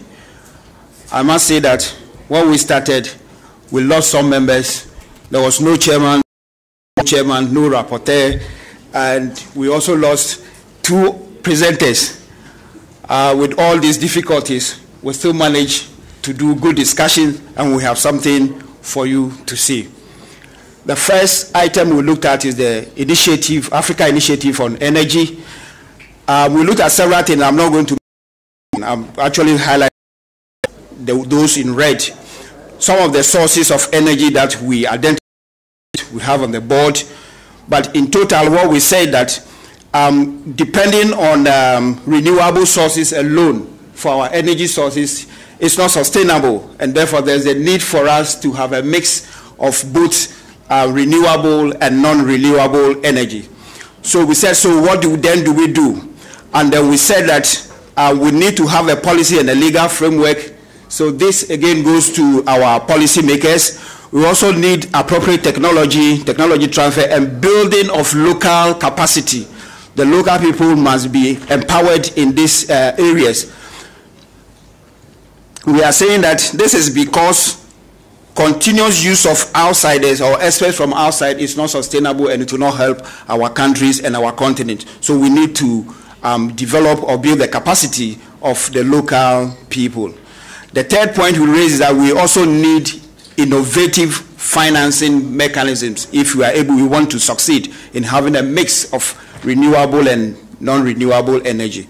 On bioman and biosphere, we looked at a lot of things. We look at the population increasing, and we look at the competition and conflicts that is ensuing between these two kingdoms. We looked at the traditional park, and we said that this is not sustainable and it's not something that will help us, and therefore there is a need for us to look at the ecosystem approach. And then the ecosystem approach, we have defined it, as you can see, that a scientific basis to resolve the conflict between people and wildlife, and it combines sciences, economics, education to support human livelihood. This concept can be transferred to cities to solve problems between human habitat and wetland issues. Example is what is happening now in Ghana, the Sodom and Gomorrah issue. We believe that this ecosystem approach is something that we can employ to help us. And then when we look at the ecosystem approach, these are the three components that you find. The core, which is basically research. We have the buffer zone, which actually is about control of safari and regulated fisheries. Then the third zone is the transition, where we have agriculture, supervised safari, beekeeping, and education interacting. The next one is we look at some key lessons for monitoring and evaluation of the MDGs for the SDGs. And here we realize that there were a lot of things like the baseline study which should have been done for the MDGs, which were not done. And for the MDGs, we basically have to do it. And this will involve investment in monitoring and evaluation, which is going to be important, like I said, in the post-2015, because measuring environmental parameters will require new baseline data. Of course, this should have been collected during the MDGs, which we did not do. And here we need investment. The next one, and probably the last one we want to look at, is the CASNet. I'm sure you might have heard this. And I'm not going to talk much about the CASNet, but the other arm of CASNet, which is Air Africa. And then we have been told that there's an expert in the room, Stefan. He's the contact person, so you can see him, and then he will brief us more on that. Thank you very much, Mr. Chairman. Thank you very much. But first of all, we'll give the group members 1 minute. If there's something that he did not capture, then you can add to that. Yes. Yes, please.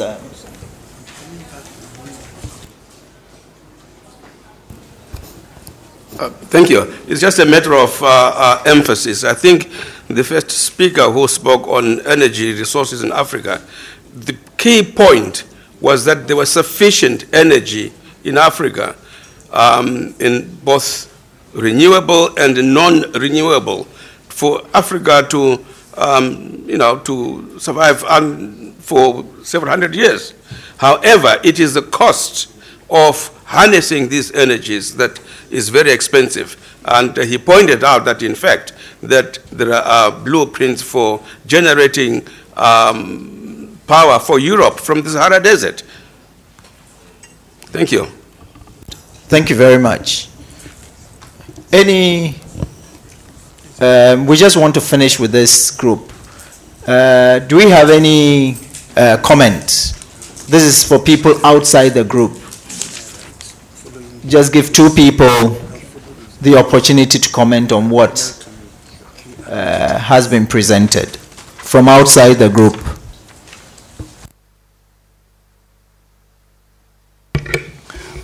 I wondered whether the group looked at the nexus issue. Energy is not only needed for, say, electricity generation, but also for link to agriculture, to health, and to other issues. I mean, one particular problem in Africa with respect to irrigation is actually the energy you need to lift the water for irrigation. And that is a big constraint in expanding irrigation in Africa. I wonder whether they actually looked at that. We don't expect you to answer that question. Yeah. Is that for the whole group? So yeah. You are just presenting the last comment. Yes. No, it's on to answer him. I'm all right. a member of the group. Yeah, we look at that, and that's where we think the renewable will be, because then you don't need to put in the grids infrastructure to those places. So for those ones, he said, yes, the renewables were much cheaper, and those were the things like solar and coal, those were the things we should use. But when we come to the big power for the base load, then we need to work on it and get it. But then the whole challenge is we need to invest in energy. And energy is the ability to do work. Thank you, Prof. I thought you were going to make reference to nuclear energy, since that is your specialty. Thank you. You know, when it comes to a forum like this, then usually people don't like you to talk about nuclear. I know the UN itself is not too comfortable because they have to argue over nuclear when they were developing the protocol. And they succeeded in taking it off. But from their own panel experiences, they said they could count out the greenhouse emissions if they use nuclear. So, well, we can work on that. For Africa and from the AU, I've taken a decision that Africa will have to use nuclear because Africa cannot wait. We cannot wait for the next 25 years and develop appropriate and viable, economically cheap technologies using solar to power Africa. And the way, the amount of power, the person who presented on energy showed it. The amount of energy that we use, the accessibility, all those are problems mitigating against us. It has effect. Yeah, Prof. Sorry. Thank you very much. I know you are passionate. If I leave you, you continue. Thank you. No, but I just want to do the next one. Yeah. Energy has effect on agriculture. It has effect on health. It has effect on everything. Yes, Madam. Yeah, thank you for the opportunity. I'm Mebo Imbuga, Kenya. I think that statement at the bottom is confusing. How can renewable energy source not be sustainable? Can they explain? Because if it is solar, there's nothing you can stop. You cannot stop the sun from rising and setting. Yeah? So can they clarify on that one? Because they are confusing the audience. Yes. Nobody is confusing the audience. When you talk about sustainability, sustainability is not only availability. That's where the confusion is. Availability is not equal to what? Sustainability.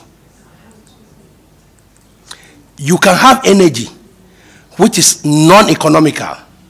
It's not sustainable. So that's the dilemma. So if you think in terms of availability, well, maybe you can call it sustainability. You can have a follow-up.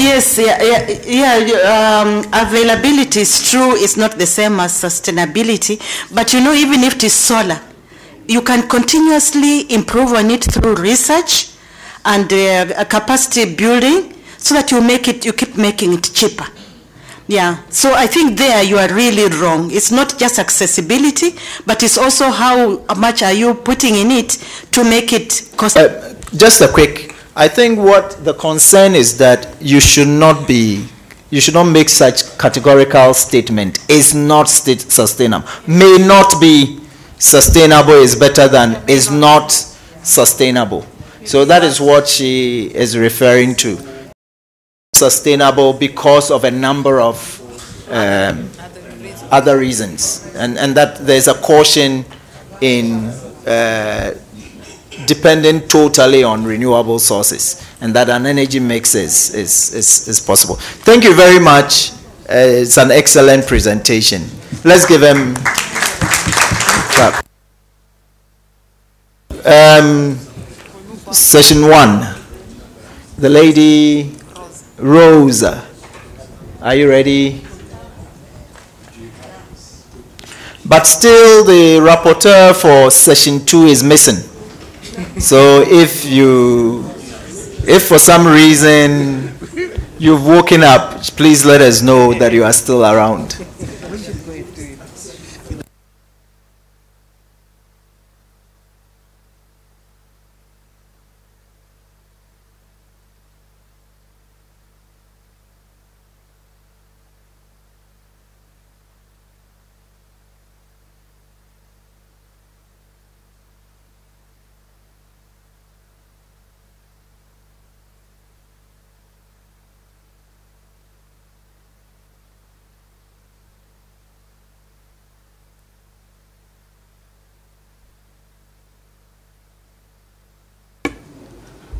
Yeah, our group worked on food, health, and water. And we discussed a whole lot of issues. We have some presentations and all that.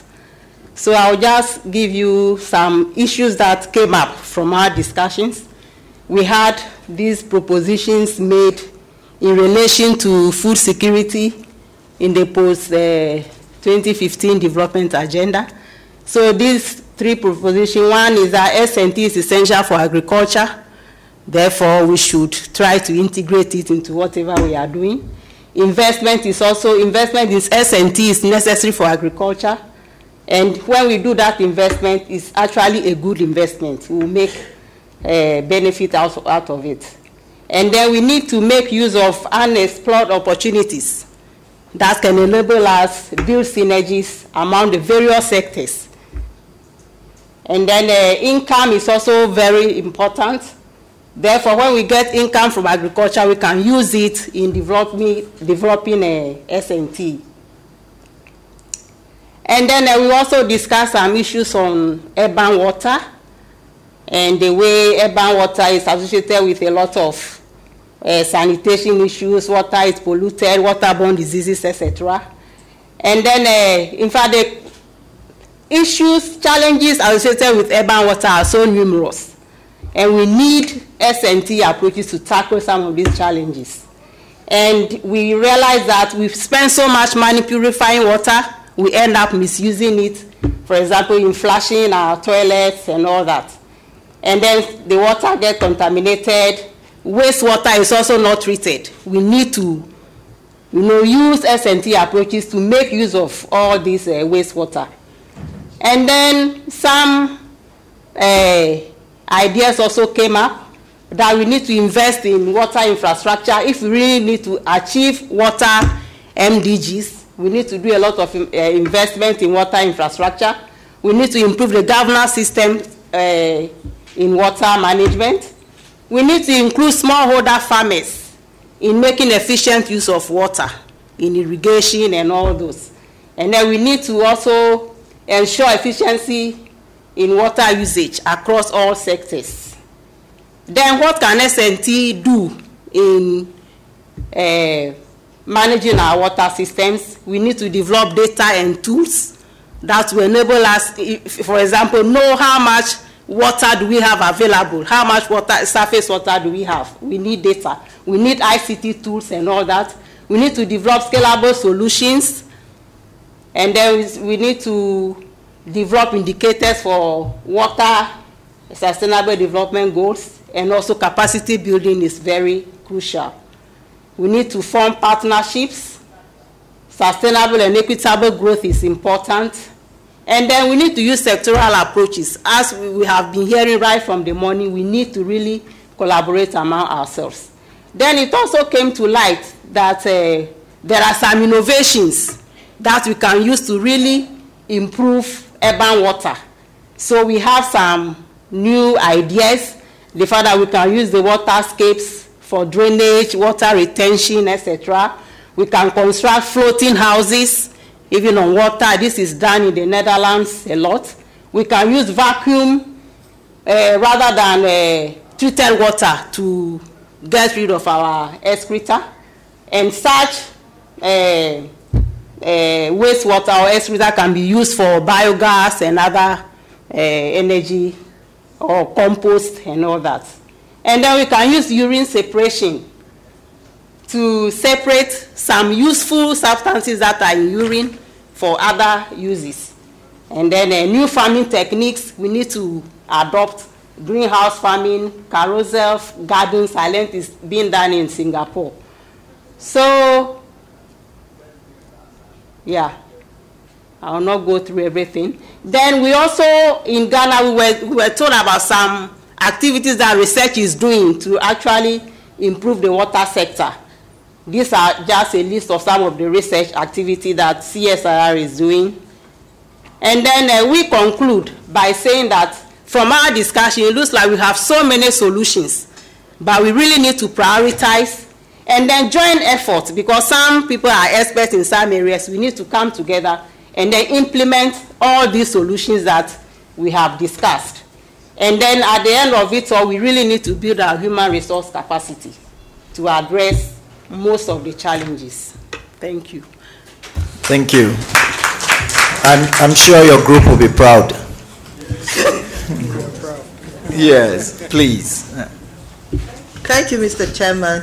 Our rapporteur did a very wonderful job. I just wanted to remind us there's something which I mentioned, which is still very dear to my heart, and that is the unregulated exploitation of groundwater in my country. I think it's something we should take note of, and it has to be controlled so as not to jeopardize the aquifer, as just like this expert said.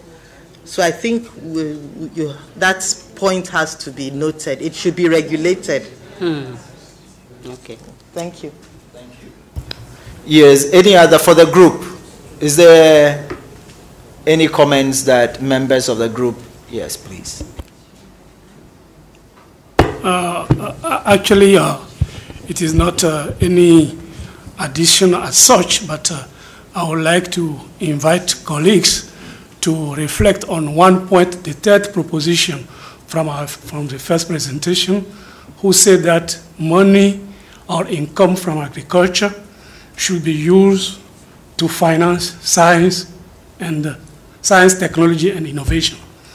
We know that from subsectors like cotton, cocoa, and those exports, value chains, it is easy to tax those sectors and get money to invest in science and technology. But what about the food sector, which employs 80% of farmers and maybe also about more than 70% of land cultivated? So in practice, how do we get money out of agriculture to finance science and technology? This is a question for the whole, all the participants. Thank you. Thank you very much for that. To stretch it far, can we have a certain percentage of the VAT tax financing SDI? I would be in support of that. But I think that is not only in agriculture, but if we say that S&T is the bedrock of economic development, then every sector benefits from SDI, and therefore the tax should be universal and not only for agriculture. My Honorable Minister is here, so I'm sure she'll be pushing for that. Please, you have the floor, Honorable Minister. Thank you very much, Mr. Chair. I just want to come up with a little observation that Africa, and for that matter, the world is not homogeneous, and we must recognize that fact. For Singapore, for instance, the carousel farming could be a good idea, but for us, the problem is not the same. We have a lot of land, we have a lot of space, therefore we have to do things differently. So I just want to hammer that point that we need not take scientific knowledge and block. We have to look at what we need and how to adapt them to our particular situation. Thank you. Excellent, Madam. Yes, the lady, and then, all right. Yes, please. Yes. Perhaps I could just add to the proposition about thinking of new ways to finance science and technology in agriculture, because I think one can look at various countries around the world and they have different modalities, and so in advocacy and dialogue with ministers of finance, I think it's quite important to come up with ways that perhaps there can be dollar for dollar funding between budget appropriations, but actually finding ways to fund research both from the agricultural sector and also crossover from the mining sector, which I think is another interesting way to think of both agriculture and mining as being both users of the environment and both could benefit from greater investments of science and technology. Thank you. Yes, Mr. Chair, thank you. Actually, I thought probably it is better to put some slight clarification as to what we are saying when we say S&T. in my understanding, the group meant research in science and technology, or scientific and technological research. Well, it is important that the research is vividly written down to avoid people misunderstanding what science and technology in this case means. Because what we are saying actually is that we do research, scientific and technological research that is relevant for agriculture, essential for agriculture. And I just thought it is important that that is what is highlighted as what is important, and not just science and technology. But science and technology is global, big, but it doesn't necessarily always mention research. Somebody mentioned that science and technology is not always into production, but I think in the same perspective, when we are saying funding, we are funding research, scientific and technological research. So I thought, just for the benefit of clarity and for everybody's sake, that we say funding research in science and technology, or scientific and technological research. Thank you. Thank you. I'm sure this is getting interesting, but to be fair to the first group, I only gave time for 2. Now I've gone beyond that for this. So thank you very much, all of you, and let's call in the next presenter. Please, sorry for those who had their hands up and I couldn't call them. We have to manage the time, please. Yes. Thank you, Mr. Chairman. This is what is called a stopgap measure and management of crisis. The second group, chaired by my honorable minister, she was reassigned, I may be fired. That's the difference. It dwelt on issues pertaining with human capital development in preparation for post-2015 areas of energy, food, and water security. We had presentations on the energy, water, and food nexus within the area of agriculture, presented by Professor Mbugwa, and she spoke on the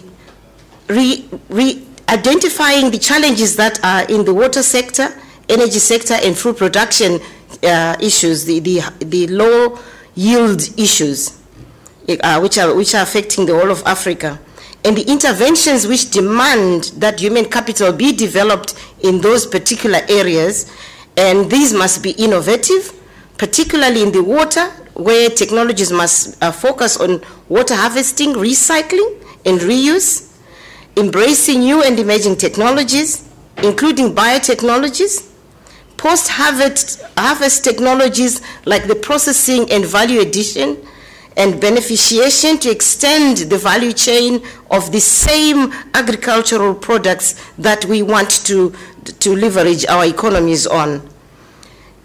And also she spoke on the capacity building at all levels in cooperation with communities. That is not done in isolation. Academia should not work in isolation. It must work to solve societal needs.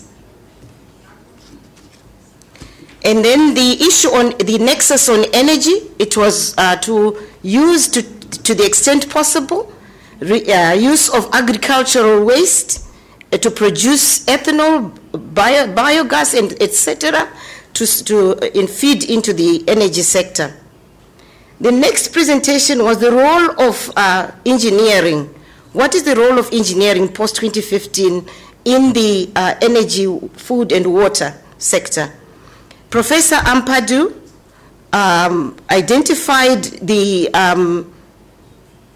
presented the results of what is actually happening in Africa. The enrollment in engineering at all levels of engineering, that's the technical level and the highest level at universities and the knowledge development level, PhDs and masters, is actually not improving.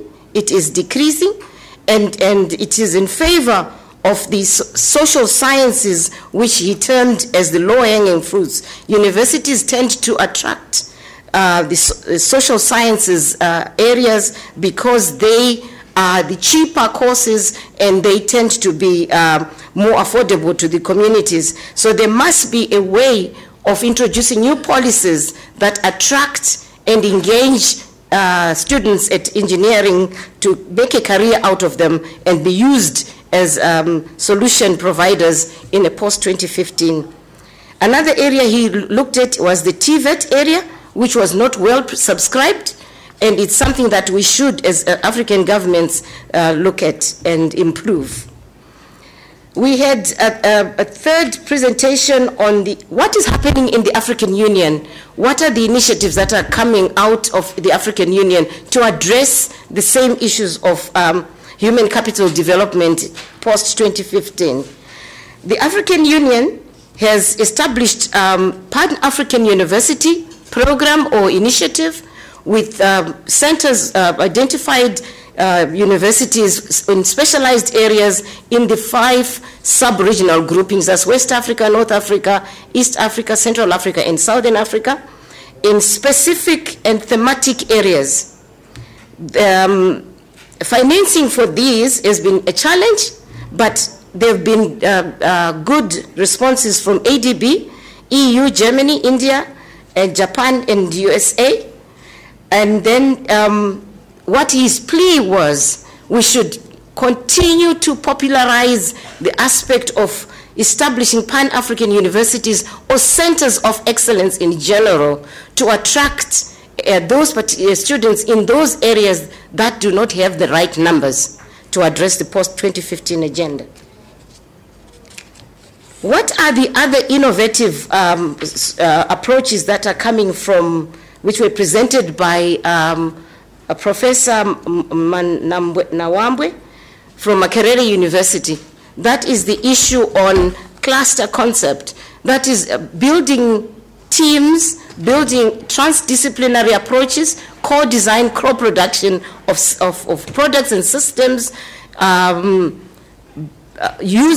working with communities in a cluster concept. We found this, in our discussion, we found this a very interesting approach. But then I think we need to introduce the issue of governance, the issue of inclusivity, an issue of transparency and accountability. Because we have dollar the ship all over the place, and then what happens? So the triangular, the helix approach must be under check all the time so that it develops in a responsive manner. And then finally, we also looked at the twin lab approach from the Portuguese-speaking countries, very much based in Angola, Mozambique, Cape Verde, and others, which can be expanded, which is a network of institutions from Portuguese-speaking with Portugal, working together and coming up with laboratories that support master's and PhD and postdoc levels, working in a collaborative manner, and then producing results that are shared and owned by the two countries or the two collaborating institutions. And this kind of twin lab approach is something that will lead us to a one world, one Africa, one world, and one science. Thank you very much. This is amazing. If this is ad hoc, I don't know what would have happened if you had been given the opportunity to rapporteur for that. We really appreciate the presentation. Thank you. I'm giving the opportunity also to 2 members of the group to add anything or give comments. Yes. The 2 ladies, yes. Yeah, thank you, Mr. Chair.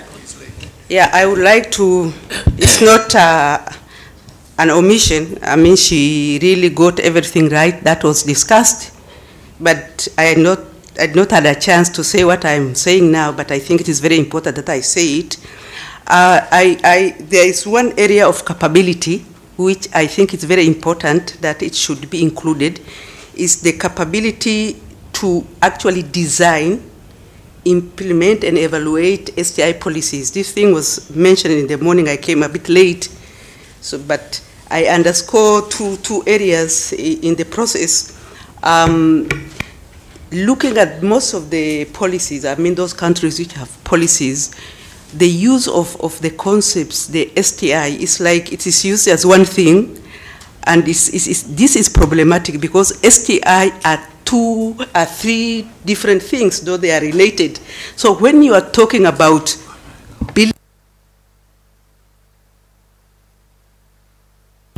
basically, what will you talking about? Because science is a huge thing, technology is another, and innovation is a different thing, which is completely different.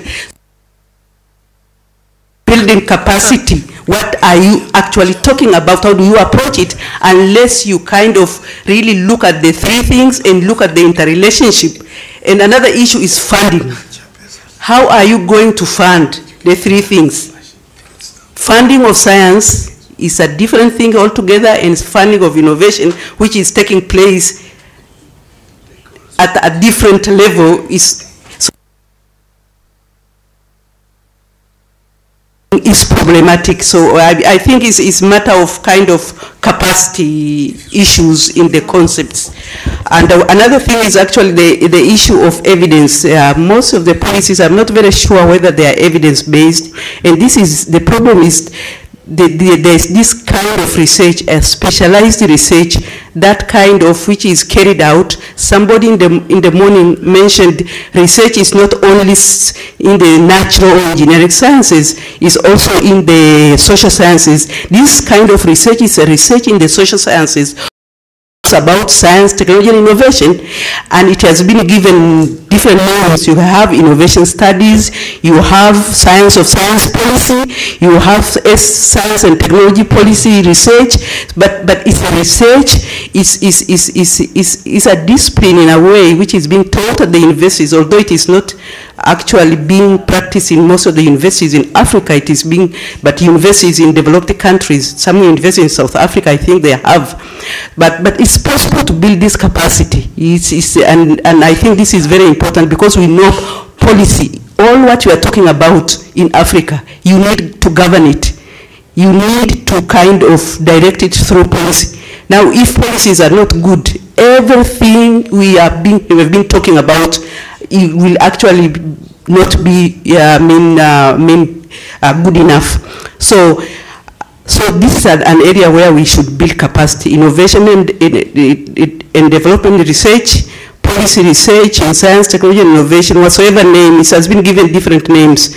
And I just mention there is an organization, an African-wide organization, AfricaLeaks, which is being funded by CEDA, actually trying to build this capacity for Africa.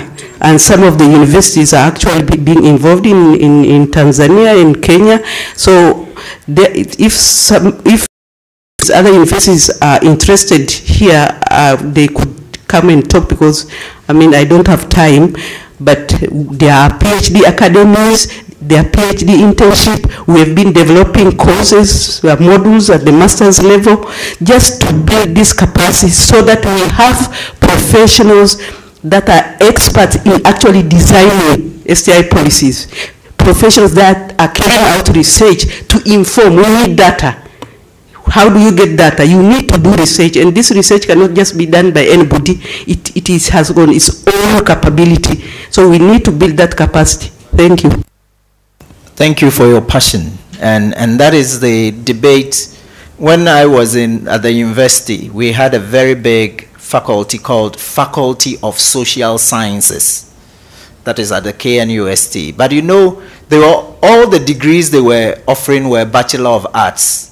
So the question was it really a social sciences? And that's what you are pointing out. We see the research in social science, research in policy, but there are some people who still think of these as not really science, but as arts. And I agree with you. There's a need to change the mentality. Thank you very much for your passion. Thank you very much, Chairman. My name is Agnes Muthombe from University of Nairobi. I want to comment on one or two things that was mentioned in our group, but we didn't have a time to talk about it. And it is about the reduction in number of students in the science, and I think basically it was about engineering. But I'm sure that if we look at even general science, we shall see that there is also a difference, as rather than increasing, it is that number may be decreasing. And the question is, why would that be the case? While we are saying that science and technology and engineering has a place in the development of Africa. And it's just my own opinion, maybe the curriculum that we have is not able to handle or even to look at the opportunities that are there. And therefore, when the students come out, they do not know where they can fit in. And that can go out to discourage other students who should be coming up. So instead of joining the science and the engineering, they find there is no possibility of any opportunities out there, whereas there is a lot of it and we are looking for these students.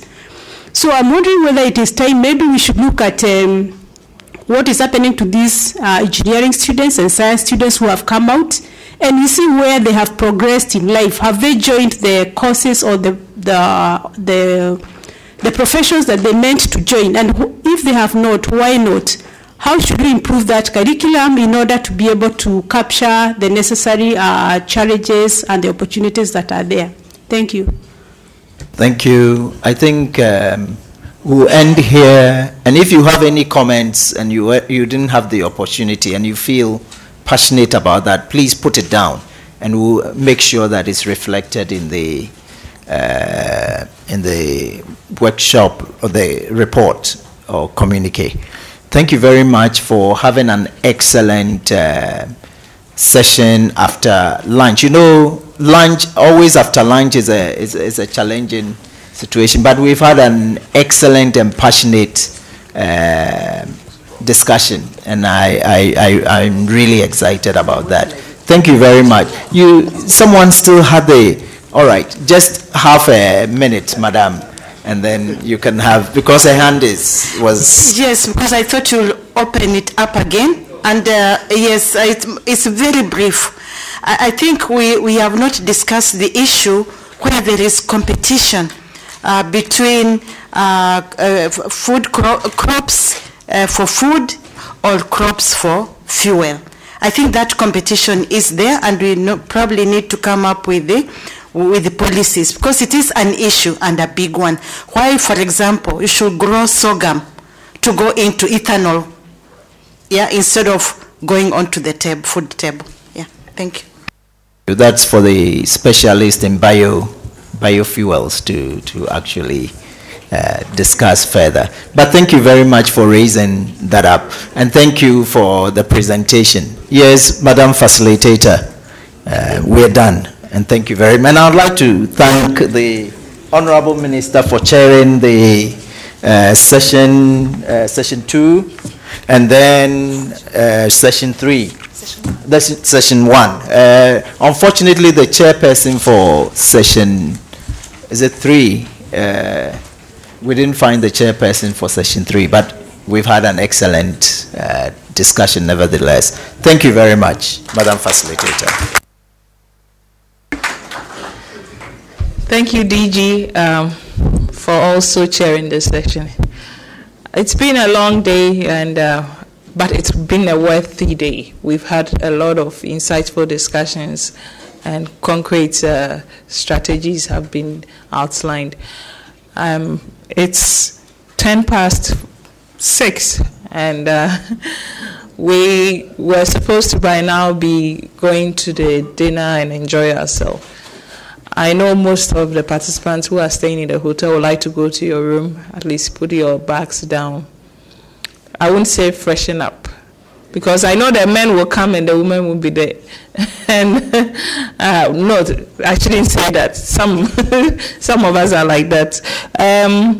But we would just give ourselves the next 20 minutes. Is that enough? 20 minutes is from here to the room for dropping the bags. Is that enough then? Yes. Okay. So 20 minutes, and then we would meet at the African village. So the African village is when you go out by the poolside, just towards the sea. There is the sort of wooden hut kind of thing. That is the African village, and that's where we'll be having our dinner. Yeah. Thank you, and have a good evening. I still have 2 examples here from this. I don't know if someone is interested.